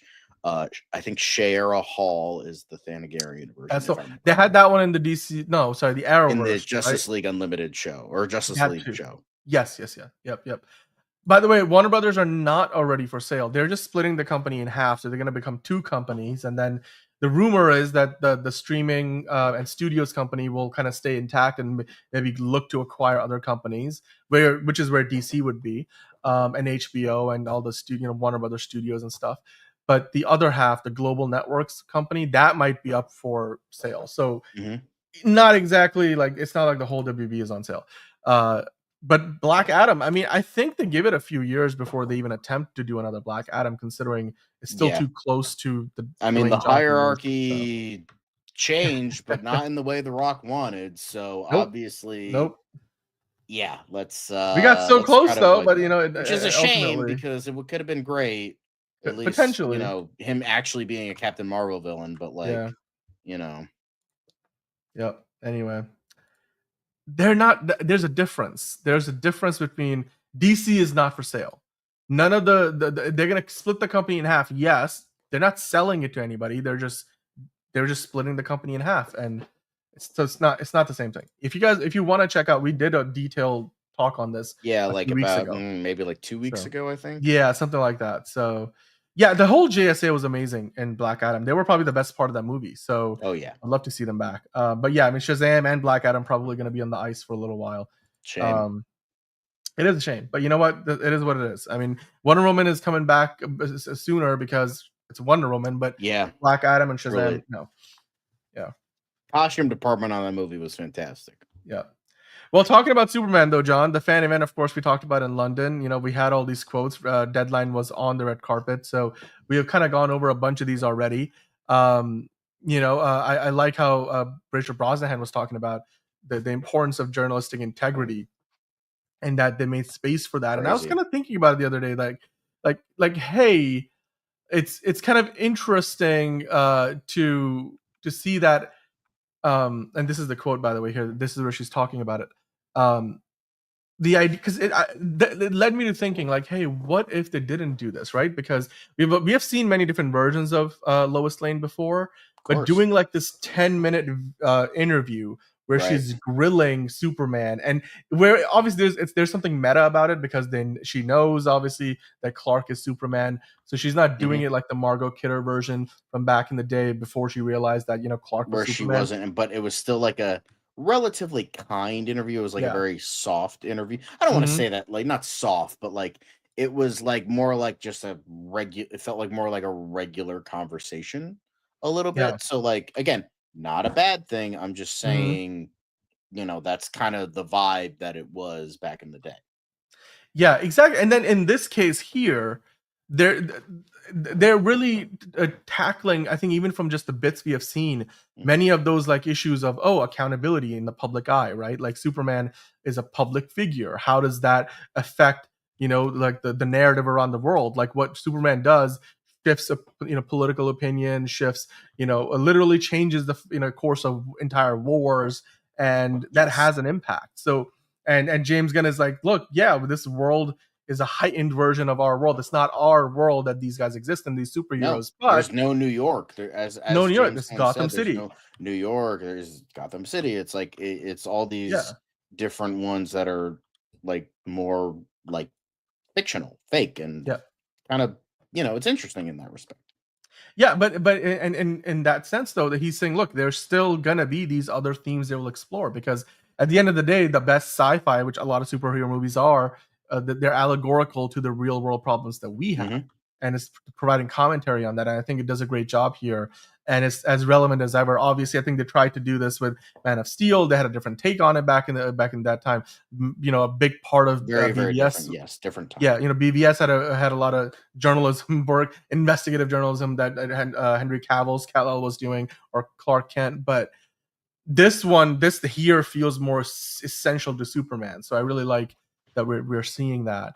Not only that, but then David Cornsweet was on the red carpet as well, of course, in London, and he was talking about the character and like how this iteration of the character, why he works so well today, which we talk about all the time. The idea that Superman as a character could feel dated, right? Because he's the perfect symbol of hope and excellence and perfection. But is he though? Like this Superman, he has a bit of an attitude, he's a bit arrogant sometimes, he's very strong-headed, he wants to do the right thing. It's almost like doing the right thing is a reflex to him. He's powerful, but he's not all powerful. Like we've already seen he gets beat up pretty bad a few times. So they're making a Superman relatable in so many different ways, right? Superman has a dog. The dog is not like the perfect dog who knows what to do and is perfectly trained. Like there's a lot of different elements that Superman has to deal with, including his own anger, like throwing that desk at the wall. Lex Luthor just looking very calm and being like, "Yes, please do record all of this for the news tonight at primetime news," and how Superman is such a savage, bully and stuff. And meanwhile, not Henry Cavill, David Cornsweet's Clark, he's just being himself. And even though he's not a human, those are human qualities, and that makes him relatable. So I really do appreciate that, and you can tell that they've really made an effort to do that. I mean, how much do you think that's going to figure into the key plot points in the movie, John? Because ultimately we're going to get into parts of the movie where we're essentially going to see things that we're going to see things happen where Superman's personality is going to directly figure into the actions he takes.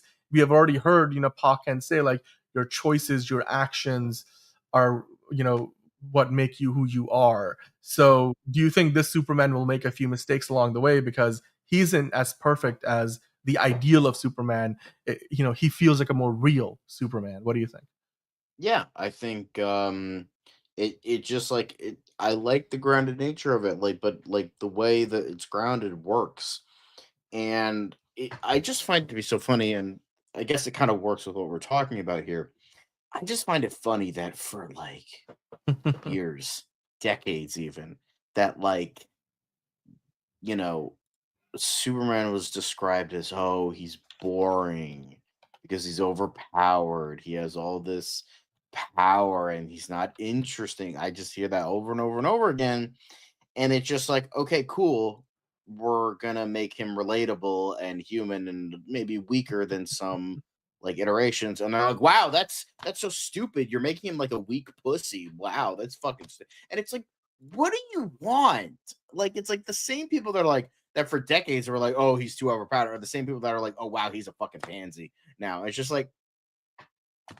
I just don't get that. But James Gunn's approach of I don't think portraying him as I think weak as sort of just weak is a little bit of a overstatement, because I think he's weaker than some other iterations, but that does that make him a weak character? No. I mean, look at that ending with him spinning with the laser beams like that. Does that look weak to you? Nope. No. It's just we've seen him bloodied. We've seen him weaker. Yeah. This is how this character, this version of the character goes. So that's, interesting to me, and I'm sure interesting to a lot of people, but it's just people flip-flop and just want to complain. Yeah.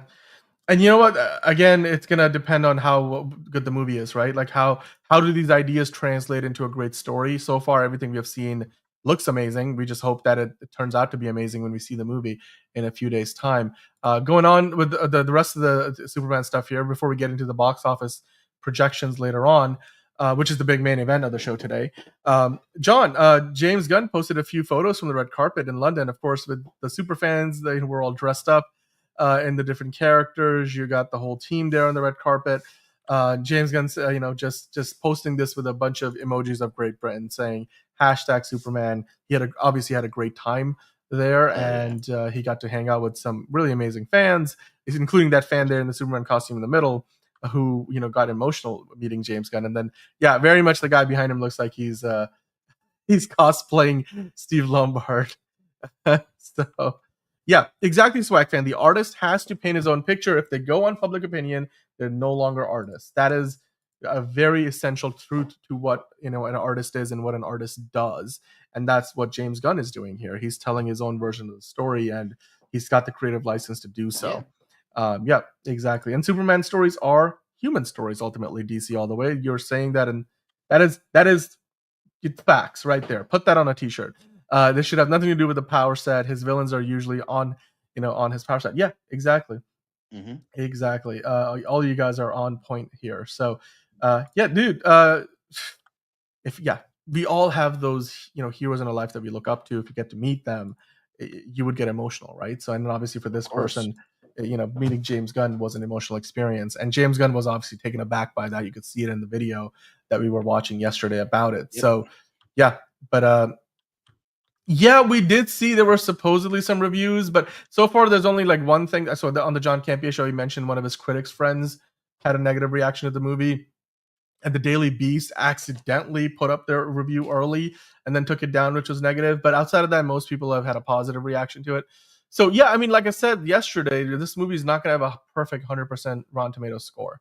There will be people who will not like the movie. But yeah, but I mean, let's we don't live in a magical world of fairy tales, unfortunately, and so unless it's like Toy Story 2 or 3, I think that has 100% on Rotten Tomatoes. Yeah. But I will. By the way, I do agree that they'll probably give Wonder Woman her own movie first. They're working on one right now, Watcher. So there you go. But Frankie G, we actually already have in one of the Daily Planet things that they put up, in the newsletter, that Metallo, Superman has already fought Metallo. Parasite has not been mentioned yet, but Metallo already exists in this universe. So do make a note of that if you're interested. The other thing I want to mention today, John, is look who else showed up to the press junket party. Anthony Kerrigan and Eddie Gattegi having fun. They look, very dapper, especially Eddie on the left there. And of course, Anthony Kerrigan looking suave as always. I don't know. I think Anthony Kerrigan looks like a 1950s dad. He's definitely got that fit very much so. Very much so. I do agree with you. I think a Rotten Tomatoes score in the 80s is probably what they'll be aiming for. If it gets in the 90s, fantastic. But good shout there. Yeah, we will all have to just make our own judgment, like Swag Fan is saying, no matter what anybody else says. I've loved many movies that everybody else hated and vice versa. So ultimately, go off your own gut. But, Rotten Tomatoes is a good reference. As far as our predictions go, I don't know, John, what your prediction is for Superman's Rotten Tomatoes score. I personally think it's probably going to be like maybe 88, 89. I feel like that might be a little optimistic, but that's what I'm going to go with as of today. I'm going to go with like a firm, 81. Okay, not bad.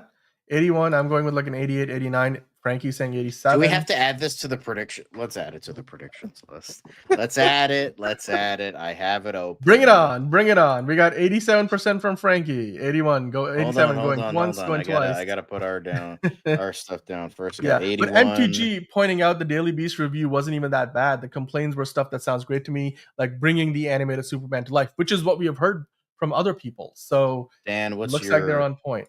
What's your? I would go with 88. I'm going to stick with 88. That's fine. Right, what was Frankie G? 87. I saw him. 87%. Jalen saying 90%. All right, 90% Rotten Tomatoes score. We should have done this whole segment. Who's saying 90%? Jalen Harris saying 90%. M2G calling for an 87%. All right, okay. Now we got more numbers coming in. I don't think we have M2G's. What's your box office prediction, M2G? How much money is Superman ultimately going to make at the box office? $1 billion, 500 million, 750? You tell us, and we'll add that into the list as well. Then Enterprising, his score 93%. 93% for Enterprising. That's the highest number I've seen so far. I feel like I'm auctioning off things right now.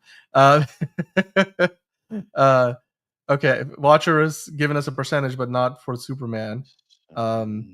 Yeah, we all think that Sadie Sink is going to be Spider-Gwen, Watcher. That's the current running theory, given that that's the two. Well, one is a rumor, the other one with Sadie Sink we know is in the movie, but it would make sense. But anyway, thank you for that. Thank you for that report there. Nico with a 90%. I don't know if you got that down yet. Nico is saying 90% for Rotten Tomatoes 85 score. For Swag Fan. 85% for Swag Fan. All right, a little bit lower than that. Enterprising saying this will be Gunn's highest rated reviewed film. Man of Steel Magnolias, what is your score? Love having NoHo Hank in the DC. Yeah, man, looks fantastic. Oh yeah, fucking! Oh my god, he was the best part of that show. He was the best part of that goddamn show. So what we're doing right now, if you guys are wondering, if you guys just joined in or you weren't paying attention before, we are talking about what are our predictions for the Rotten Tomatoes critic score for Superman when it releases next week. So, so far, I gave an 88%, and Frankie G was saying 87%. Jalen Harris called for a 90%. M2G said 87. Enterprising saying 93%. That's the highest so far. Nico also saying 90%, same as Jalen. Swag Fan saying 85. John said 81%. And then the Watcher comes in hot, from the top rope. I believe it will be his best film, 100% from the Watcher, John. So there you go. I don't think the Watcher has. Mayday would be good too. Sadie saying we talked about that before. Watcher. I don't think the Watcher has a prediction though. Watcher, what's your prediction for Superman's box office? How much money is it going to make? Let us know. We'd like to get it down on paper here. Positive affirmations, man. We got Movie Spud with their prediction saying 83% Rotten Tomatoes score. And for the box office, I wanted to make $1 billion, but realistically, I'm being cautious and say 775 million. So there you go. 775 million for the box office and 83% for Rotten Tomatoes score. I like that all of us are saying no less than 80%. And John had the lowest at 81%. So that's not bad at all. If that ends up being true, then we're going to be eating good. Obviously, it changes. Like it's probably going to start off really high, or maybe even really low, and then get higher. Well, we'll see. I mean, a movie of Superman's size, scale, and importance will probably get like 300 reviews, so that's a pretty big sample size. Yeah, just the Watcher's like the Flash. I'm thinking. Movie Spud saying he hopes he's wrong and it gets 90% or over, but the prediction for Movie Spud is 83%. Mm-hmm. So did you get all of that down, John? We'll keep tracking anybody else who puts their number in the chat. We'll keep an eye out. If any of you guys want to add to that, what is your Rotten Tomatoes prediction, the score prediction for Superman? Drop that in the chat. And of course, if you haven't already given us your prediction for the box office for Superman, drop that in the chat as well. We will bring that in. And then we will be going over those numbers next week. Enterprising saying, I mean, if Wonder Woman can get to 92%, Superman can hit 93%. That's actually a really good point. Good point. Although, again, it's not nearly as linear when you're talking about people's opinions. Like some movies get a very lower score than maybe they deserve. Some movies get a higher score. So it's all a matter of, how people perceive it and what is the public perception as well as how individual folks, enjoyed the movie. So it will vary. Like, I don't know if that's necessarily an apples to apples comparison, but, we'll see next week. By the way, they did post this a while ago. I just kind of missed it, but the Real Soups, the influencer in Brazil, did like this little crossover with the Superman crew when they were in Rio de Janeiro. Because, of course, he goes by Soups, and the David Corn Sweat as Soups. So they were both looking for Soups, and they were like, me? So I thought it was like a fun little thing we missed earlier. But anywho, moving on to the next thing, John. This is something interesting I wanted to talk about because I watched this, then I watched it again, and I was like, you know what? David Cornsweat is a pretty handsome dude, and when you add in the music that they're playing here, like he's looking all dreamy, and I'm like, yeah, I and that smile and stuff. There you go. He's gonna be just fine as Superman. So I think we've got a new superstar in the making here, John. What do you think? Do you think David Cornsweat is gonna be one of the hottest names in Hollywood after this movie? Hot, definitely part of it. Okay. What about the star part? Do you think then is he going to be a star? So. Like he seems like a good dude. He seems like, you know what? Like the overall vibe. We do need Liz's opinion on this. I will save this for when Liz is back next week. Here's the thing: like whether attractiveness aside, I just think like we need a new Keanu Reeves because like Keanu Reeves, he's getting older, like he's in his 50s. He's not going to be around forever. I know that's a very sad thing to say, but like I feel like he needs to pass the torch on to a younger guy of like just a wholesome dude who wants to do like just be the best. But like, I think he could pass the torch of like the next Keanu Reeves of like wholesome dude who's just awesome. So I hope that's him. Like acting career aside, attractiveness aside, I just hope he's like the next wholesome man in Hollywood. Yeah, somebody's gonna ask him like, are you back? He's like, everybody keeps asking me if I'm back. Yeah, I'm thinking I'm back. Although I will say David Cornswell's probably a better actor. But you know, we still stand Keanu Reeves in this house. There you go. David Cornswell for Indiana Jones. The Watcher already calling it. He could make a great Indiana Jones. By the way, Watcher saying 600 to 800 million. Did I say that? I didn't say that. That's apparently I said that. Thank you, John. But the Watcher calling for 600 to 800 million at the box office, Sean, if you want to note that down. I'm gonna put it in now. And Elite EZ calling for 92% Rotten Tomatoes score. That's a good number. He's not going to be around forever. What you planning, John? What are you planning? No, do you think I can fucking do anything to Keanu Reeves? That dude can fucking break my neck in 2 seconds if he feels threatened. He's a wholesome boy, but he can still fucking kill me. You kidding me? Dude, the broccoli hair completely makes David Cornswell look like a totally different dude. He looks like that swear to Skibbity God. Boyo. Like the very first time we saw the photo, we were like, wait, that's the same guy? Like literally, it does not look like the same guy. Like and in any group photo we have seen with him and the rest of the cast, he just blends in. You're like, where is David Cornswell? You're looking for him. He's like the tallest dude in the room, but I'm like, where is he? And he like completely blends in every time. So yeah, dude, Keanu's not going anywhere. He's only just turned 60, so we're good. We're good. Hey man, The Watcher, you're gonna be going to see this movie pretty much all week long. We love it. You love to see that. XD, wait, he's got that John Wick training. There you go, Elite Easy. There you go. The Watcher saying, you barely got a seat. Okay. All right. Well, I mean, this is the thing though. The movie will probably make a ton of money on opening weekend. The key is going to be, is it going to have the legs to keep making money after opening weekend, which we do hope that it does. You know, that's the goal here. But with that, guys, we're going to move on to the next thing here on the show. Of course, we do have to now talk about the big box office part of the equation. We've been talking about, your predictions for the opening, not just the opening, but the overall box office for Superman. We've been talking about the Rotten Tomatoes score prediction, but we've been getting updated, reports on what Superman is expected to make in its opening weekend. So let's talk about that for a moment here, because the latest set of predictions from Box Office Theory, based on the pre-sale numbers, which broke some records already. So we talked about it a couple of weeks ago when the Prime premiere screenings went on sale, and that broke a single-day record on Fandango for the year. And then since then, they've continued on to do well. So let's talk about the latest projections. They look good, just a bit of a preview. But we're going to start off with something that's slightly more negative, because there was this rumor going around. You guys were mentioning it yesterday, that the rumor said supposedly the pre-sales, ticket pre-sales, I should say, have slowed down as $100 million or less opening looks increasingly likely. Now, this report is from yesterday. So we're going to get into some more updated reporting in a second. But I just wanted to set the groundwork. Like, this is where we're starting from. There were early reports, when the first long-term tracking hit, that maybe it could make 185, maybe even 200 million opening weekend.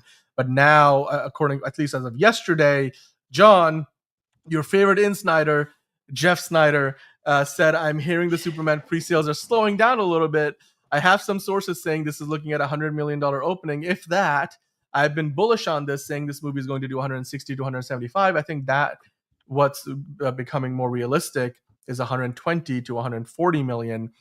And then he explained, Jeff Snyder does know a bit about, good bit about tracking information and how it could be unreliable. Obviously, we have seen movies overperform and underperform before. So he used Megan 2.0 as an example, saying that, the tracking is nonsense. Megan 2.0 was looking at 45 million opening, but then it opened to $10 million.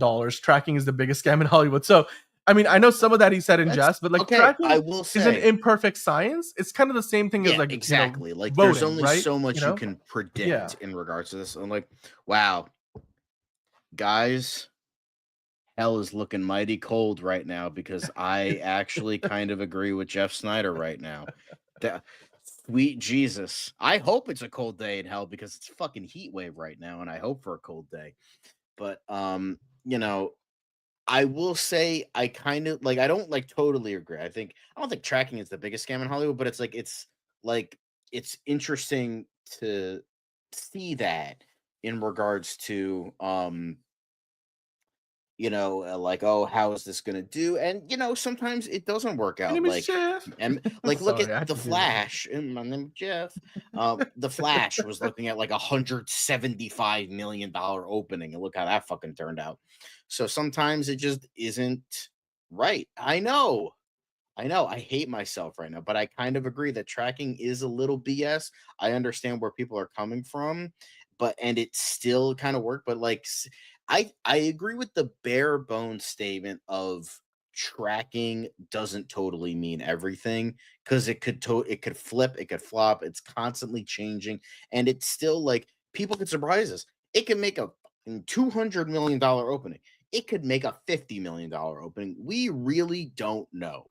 I mean, So you could, with a reasonable amount of confidence, say though, like a certain range, right? Which is I think it'll ultimately be what more than tracking is 100. Like, doing. I could So say, I I think it's going to be at the very least more than $100 million. Like, Superman is like that big, I feel. yeah. Hell is frozen over. Eagles have reunited. CM Punk is back in WWE, and John is I agreeing would with say Jeff Pink Snyder. Floyd Says have Lee. reunited. That would be a cold day in hell if that ever happened. Are you joining the dark side? Says Pacerland. No, I'm joining the Dark Snyder. Anyway, bad joke. Okay. Yeah, that was a bad joke. But look. Oh, you got 2 commercials just now. I'm sorry, man. We will see if we can do something about that. Sorry, Watcher. That's our bad. But Smacky, I think, making a great point. Tracking is Exactly. just a tool, not a whole equation. Good job, Smacky. Let's dive into the next set of articles, right? Because now, today, we got the Box Office Theory article where they reported that in their Substack newsletter, saying that the DC Studio Superman is now anticipated to generate between 19 to 25 million in pre-sales earnings. That includes the Amazon Prime pre-sales for the Tuesday screening in the US. And it's then expected to make $49 to $62 million on its opening day at the domestic box office. So that would be Thursday and Friday combined is what they call opening day. And then an estimated total of 130 to 170 million total throughout the domestic opening weekend, which feels right to me. But again, like you said, imperfect science. You should try the Superman Blizzard. We should all I'm going to try the Superman Blizzard this weekend, Steven, and we should then share our notes with each other. I thought it was really good. I'm just saying. Yeah, so Hosea, we did talk about that right at the top of the show. The Daily Beast accidentally put up their review up and then took it down 10 minutes later. So and it was negative, but even then, some of you guys like got a chance to gleam at it, and some of the stuff they were talking about was like, it's turning Superman the animated series into a live action movie. That just depends on whether you like that as an idea or not. Like, because some people might say, "Oh," some other people might be like, "That's great." So yeah, it just varies, right? It's everybody's mileage is going to vary, and it's just one person talking about it. So there will be literally millions of people going to see this movie. So that's ultimately what's going to come, what it's going to come down to, I should say. Yeah. Dude, saying I love your username. Love the new Fortress of Solitude. I think it's the best one yet. Still hoping we get some secret room with an alternate Kryptonian suit. I feel like they already have some secret stuff we have kind of gotten a hint at. So like there's a whole lab area and everything. We were looking over the photos yesterday. I'm excited for that. Like, I'm excited what we're really going to see. I hope we get some like this for like the Batcave as well. Yeah. Like I keep who says this. I want to see the T-Rex. I want to see the giant penny. I want to see all that shit. Like, that's like the vibe I want to see. Hey, it's Mochi. It's been a while. Not like how you doing? Funny, but it's like, it's like kind of gives like that vibe, Yep. Welcome back, Mochi. We haven't seen you in a while. Thank you for joining us live, as always. Only thing I can hope for is Gunn doesn't take from the animated series as punching back Superman. Yeah, well, this Superman, I mean, he does take a beating a few times, but ultimately we have seen him, throw a few punches back. So, yeah, this poster is great. Like we talked about it earlier in the show with like the text on it. Now you just get the textless version. It looks great. It looks fantastic. Hosea is saying, I hope we get a zoo that Kal-El keeps other incest and looks at. Yeah, maybe. I mean, crypto is a pretty, much of a full-time job for him. So I don't know if he wants to foster any other doggos or cats from other planets. We'll find out. We'll find out if Jor-El has that. We know who's playing Jor-El, so we don't know what he looks like though. Um, Wetzel's pretzels. I love pretzels of any kind, so I'll take that. But you know what? Go ahead, Shark. Soft. Oh, like don't get me wrong, like that one at the movie theater was way too big for me. It took 3 days to finish that thing. Mm-hmm. But like a good but the thing is pretzel, because it's so like basic. Like a pretzel without anything is just like the most basic thing. And I'm talking about soft pretzel. It's just like if you dredge it up with salt, but you could also not, and then like the cinnamon sugar. I love me a cinnamon sugar pretzel, and then at my movie theater it comes with a little bit of icing, so it's like I get that all over my shirt, but I don't care. I'm eating that all the time, and then like pretzels with like a good like cheese or mustard sauce. It's killer. Sorry, I'm just. Can you tell I'm hungry? I just like ate the rest of my candy stash, and I'm so hungry right now. But ooh. Ooh, that's good shit right there. Sorry. I heard Wetzel's pretzels. I'm like, oh hey, I gotta pay attention. It's again 2:50 in the morning. I gotta hello. I'm drinking my water though. I have my water. It's keeping me awake right now. You know, the gotta pee a million times. So yeah. Yep. Monique is chiming in with the cheese sauce for the bread pretzel. Yeah. Ooh, good stuff. Like a good one is like a jalapeno cheese sauce. Like that's good. Superman likes big pretzels covered in mustard. That's, you know what, I think a lot of people do that like that. But all right, let's talk about the box office again, right? Like, so the key here is we're talking about the opening weekend. So based on the latest report from Box Office Theory, which is where these numbers are going to be coming from, Superman is now eyeing a record-breaking opening weekend that could potentially blow past Zack Snyder's DCEU's high mark. So as far as the numbers go, they're currently looking at somewhere between 130 million on the low end to as high as 171 million on the other end of the spectrum. So we know that the highest the DCEU accomplished was 166 million domestic opening weekend with Batman v Superman: Dawn of Justice. Of course, Man of Steel made 116 million, so this would automatically become the highest grossing Superman movie on its opening weekend, as well as, you know, the highest for DC, but also for Warner Brothers, because the high mark for Warner Brothers, I believe, is 169 and some change for the Deathly Hallows. So there's that. The Glimmer cast is here. Hope you're doing good. Smash the like button. Thank you so much. Very lovely to see you again. Yeah, I just got home from Jurassic World. Okay. Just glad you liked it. It's like the watcher was saying. You got to let us know your thoughts, Glimmer cast. We would bring those in to the show later. Bad, somewhere in between. Yeah. She said it wasn't bad. It wasn't bad. So that's something to work with. Yush is here. Adjust for inflation. Okay. Here's the thing about inflation. It's not like one metric. Because by that matter, it depends on the year when it came out. Yeah, there's a lot of other factors. So we could do that. But it's not. Here's the thing. Most of the time when they make comparisons, they won't compare adjusted for inflation. No, right? It's usually otherwise. What was it? The Sound of Music and the original Star Wars will be the highest grossing movies of all time because of how much money they made. Wind is the highest. Gone with the Wind. Sorry, Gone with the Wind. Inflation, which was $4 billion, I think, or almost $4 billion. Yeah, take that, Avatar. But anyway, so yeah. Thank you for joining in with your stupid ass Fern Gully in space. Get out of here. Yeah. Steven asking, would you be shocked if Superman does well the numbers in the box office than the Man of Steel? So you're asking if it will do as well, if not more, than Man of Steel. Yeah, I wouldn't be shocked at this point. Look at the amount of money they've spent making the movie, 225 million supposedly, which is allegedly in line with Man of Steel. But where they've really gone above and beyond is spending like 150 million on marketing, which is more than what they did for Man of Steel. Also, the plan with Man of Steel, they just put in a few Easter eggs here and there with no real intention to follow up on it until, you know, it was mandated on Zack Snyder to put Batman in the sequel. Whereas James Gunn has clearly got a plan in place. He's got already 2 other movies in the works, 2 to 3 TV shows, more than that actually in the works. I mean, there's one that just finished filming. There's one that's almost done filming. Then you've got a movie in post-production. You got another movie going into pre-production. So there's a whole universe that's meant to be connected from the beginning. So I think all of that makes for a very different outlook going into the Superman movie versus Man of Steel, where they were just making a Superman movie by itself and then seeing how well it does. And it was really, taking a lot of inspiration from, the Dark Knight era of movies, except, I would say that because they didn't build the expectation of a whole cinematic universe to begin with, they then had to retroactively change a lot of things down the road. And that created like the X-Men movies, a lot of confusion and, a lot of chaos, which ultimately led to a very messy universe that people gave up messy on. Is like an understatement.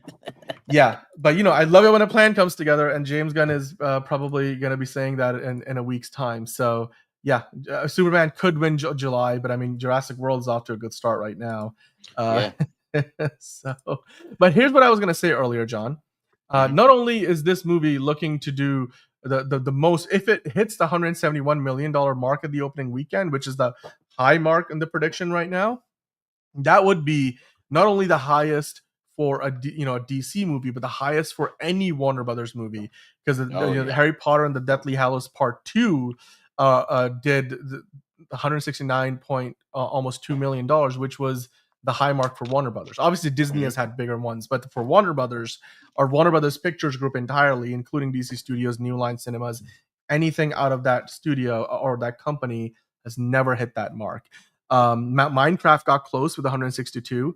And then, of course, Barbie also 162. You could see the two Dark Knight movies coming in at 158, 160.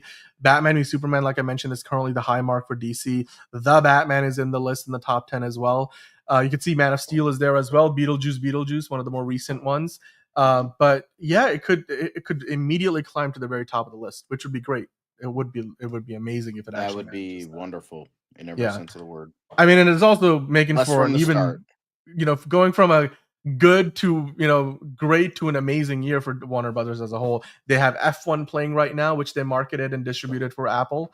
They've done great with Sinners, which is probably guaranteed to get a few Oscar nominations. So between that and even Mickey 17 is finding a second life on HBO Max.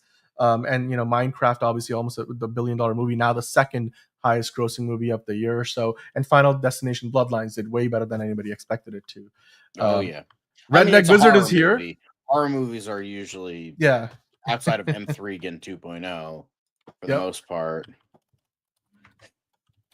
I don't know. Redneck Wizard. I mean, John, do you know if that was true? Like, there was supposed to be a sequel of Superman Returns, and Superman was supposed to fight Darkseid, but then that failed, and that's how we got Man of Steel. That's correct. We were supposed to get a Superman Returns sequel called Superman: The Man of Steel, and it was supposed to be Brainiac was the villain. And it was written by Michael Dougherty, and he briefly considered to direct when Bryan Singer didn't come back, wasn't planning to come back, and then it was canceled because the movie didn't reach the box office they wanted. But the thing is, it also added the budget of Flyby and Lives, and which inflated this Hollywood budget. Hollywood accounting. So you're kind of right, but it was supposed to be Brainiac, not Darkseid. So, and his Jason was supposed to be killed. He was in the climax of the movie, Brainiac, who had been transferring his consciousness from body to body. Superman destroyed all the bodies, but he finds that the last Kryptonian that he can take over is Jason, and so Brainiac transfers his consciousness to Jason's body, ages him up to a full adult man, and they have to fight, and Superman has to eventually kill him and his son to stop Brainiac's reign. And no, you're good. But like you were technically right, but it wasn't Darkseid. But yeah, it was and then it was supposed to be like, oh well, and it was supposed to be like reconciling the fact like, oh, Superman is truly alone. He doesn't have a family. He doesn't have, because like Brainiac started off as like a friend from Krypton, a really good point, and all that shit. So yeah, I think James Gunn, what he did with the High Evolutionary is a great marker for Brainiac. And then I was gonna mention, let's see. Oh, by the way, M8 is here. Hello, M8. How are you doing tonight? We got obviously a full house today. So thank you guys for tuning in and watching and being part of the conversation. Yash was saying earlier that Man of Steel's 2013 opening weekend, 116 million would, with inflation, accounting for inflation today, would be 160 million, or roughly around 160. Well, if Superman hits the high mark for the what they're predicting, 171 million, then it would beat that number too. So we'll just have to wait and see. But I think for most industry comparisons, they won't do adjusted for inflation. It's almost never done because, again, it was a different world that we were living in. Before the pandemic, things were very different. International markets looked very different. Like how the size of the Chinese market looked very different. Release strategies, how quickly movies end up on streaming was very different. Movies stayed in theaters a lot longer. They were exclusive to movie theaters. Only really Netflix was a good streaming service at the time, if that. Even Netflix wasn't huge, so people were still watching cable. Today, video games are a bigger deal than they used to be. People have gotten more acclimated to being at home and watching movies at home or waiting for them to come out on streaming, as opposed to going to the movie theater. Ticket prices have gone up, right? Like ticket prices are more expensive. Snacks are more expensive. They play more ads before movies, more trailers. A lot of movie theaters have closed down, so it's not as easy for everybody to go to a movie theater near them. So a lot has changed. So when you account for inflation, you're only accounting for that one, part of the full picture. So you have to take everything else into account, which is why it's an imperfect science. You can't really, unless you can find a way to put a number on all of those things, then you can make a comparison. Otherwise, it's apples to oranges. So not saying that you're not wrong in just doing the pure conversion. I'm just saying there's more to it than just the numbers. Or if you can put a number to all of those other factors, then we can have a better conversation. Until then, I mean, look, 116 million was nothing to scoff at. Most movies would kill to get that much on opening weekend. And then Man of Steel ultimately finished with somewhere like 671 million or something like that, which is an amazing number. And it was a profitable movie. So, I'm just, saying, as far as like the Watcher saying, look, when you're launching a new cinematic universe, you don't need to make $1 billion. Like this movie could make 500 million, be perfectly fine. The first Iron Man, I don't even think it made 500 million, or if it did, that was less than half of what the sequels made. Because I'm pretty sure the Iron Man 2 and Iron Man 3 both made $1 billion, or at least Iron Man 2 got close, and then Iron Man 3 definitely made $1 billion. So you can see, Batman Begins made 400 million or something like that. And then The Dark Knight made $1 billion. The Dark Knight Rises made even more. They both made $1 billion. The Dark Knight was the very first superhero movie ever to make $1 billion at the box office, because it came out a few months before Avengers did. And then the Avengers came in and then they made more. Then The Dark Knight Rises comes out and makes $1 billion. In between that, I mean, you had the two Iron Man, Iron Man 3 came out. And so, the era of $1 billion movies started with, a DC film in The Dark Knight. And that was because of the platform that Batman Begins gave it. So, and we are hoping that same thing happens here for the new DCU with Superman. Like if it makes 600, 700 million is really well received, then that means that Supergirl will do better just by default, because people will want to see more of this world. And from there onwards, the sequel to Superman might make $1 billion easy. Spider-Man Homecoming made 600 to 800 million, I think it was. But then the sequel made $1 billion. And then the sequel to the sequel, the threequel, Spider-Man No Way Home, made almost $2 billion. It almost joined the $2 billion club. So, it's all there. Like you can see how the growth can be incremental, and yet over time it adds up. The John Wick movies, the first one barely cracked 200. If I don't even think it cracked 200. The second one went up, the third one went up, and then by the time you get to the fourth one, the fourth movie made over 400 million, basically almost tripling, if not quadrupling, the number of the first John Wick movie. So you could see if one movie does well, then the sequels will do better. And as long as the quality keeps improving, or at least is consistent, then the next movie and the movie after that will make more and more and more. That's what it comes down to. So I can give you a million other examples, but I mean, really, that's what it comes down to. Smacky, to the predictions, I guess. Add the number in 800 to 900 million worldwide, says Smacky. Superman will make that. And Smacky, while you're at it, let us know what you think the Rotten Tomato score will be for Superman. We are also taking notes for that. So, yeah. A domestic opening of 120 to 140 will be very, very respectable. This is, of course, generated by Smacky's AI algorithm. So, I guess we'll see how good your algorithm is, man. We'll find out in a few days. But thank you. It looks like Swag Fan was mentioning that Keith David is getting Hollywood Walk of Fame, star on the Hollywood Walk of Fame. John, you mentioned that earlier. Keith David, not David Keith. Different. Keith actor. David. Sorry. Did I read that backwards? No. Okay, Swag Fan wrote it backwards. So, hit the like button, fam. We do appreciate it. A lot of you guys watching. We just, would love to get more likes on the video so we can bring in more people into the community. And obviously, we want to have more eyeballs on the conversation next week when we have the full spoiler chat on Friday, spoiler-free review on Tuesday. We're going to have 5 people on the show. It's going to be a panel. It's going to be a party. I don't even know how we're going to figure out. Like, we're going to be talking over each other. We're going to have to set ground rules, John, for how we do this on Tuesday. I think so, too. I think I have a way to do it. So we'll figure that out. We will figure it out. Let's believe, right? Let's believe. It's okay. To be fair, there is that confusion. And honestly, I still want to see a movie with Keith David and David Keith. And like... I just want to see that movie. Yeah. Hosea saying 83% Rotten Tomatoes. Make a note of that if you can. I don't know if Hosea, you gave that a different number before, but there we go, 83%. Buffy is also getting a star. Okay, nice. Buffy is getting a star. Great. Did we talk about that earlier? As in the character or Sarah Michelle Gellar? Yeah, I did. Okay. You can do it. All right. Hosea saying you guys should have been on the Real Anarchy Superman stream earlier today. I didn't get to see it, but I'm sure it was fun. But maybe we can take part in the next one. You never know. The true voice of Spawn. It's Sarah Michelle Gellar, the Watcher. Got it. Okay. The actress, right? There you go. Yep.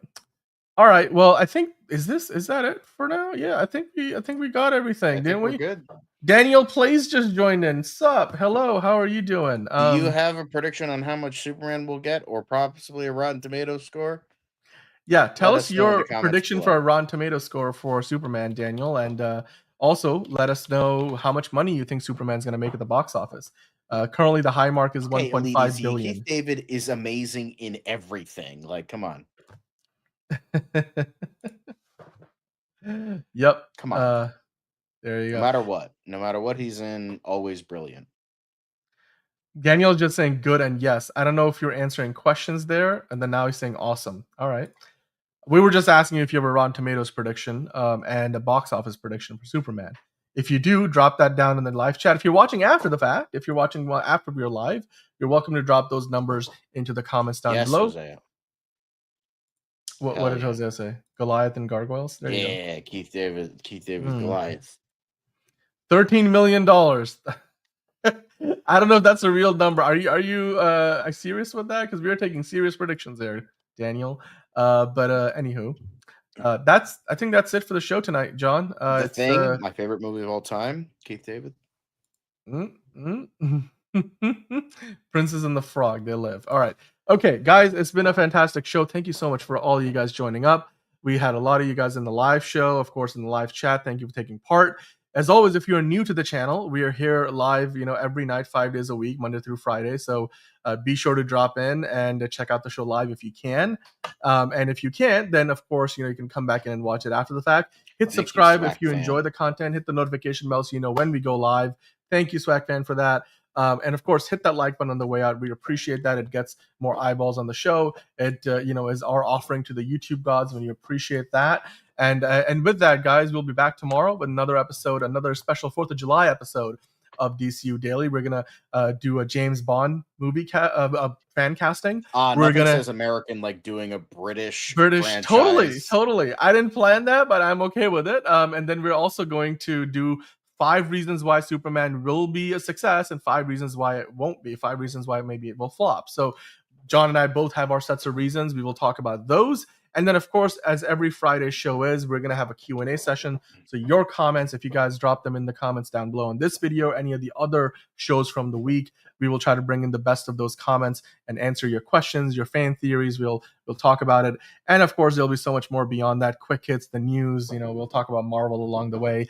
But we look forward to it. So thank you guys for joining in. If you were late, then be kind and rewind. And we'll see you tomorrow on another episode of DCU Daily. Until then, as Superman would say, as James Gunn would like to tell you, don't forget to look up. It's another project that's been blessed from the beginning. There's the shot right there. That. Okay, we don't need to see. Right there. Hey, buddy. Eyes up here. Now you want to get nuts? Let's get nuts. Here we go. Victory mine. Ask me how am I doing? I'm telling you, really, I'm doing sublime. I never wait in the stewardess line. I just go do it. I'm moving my time. Really had nothing to do with it. How am I moving? I'm moving like you wanna shine. Follow my lead. Don't listen to lies. I had to put me all on the line. That's why I know that victory's mine. I prefer Jared Leto. Hunka hunka!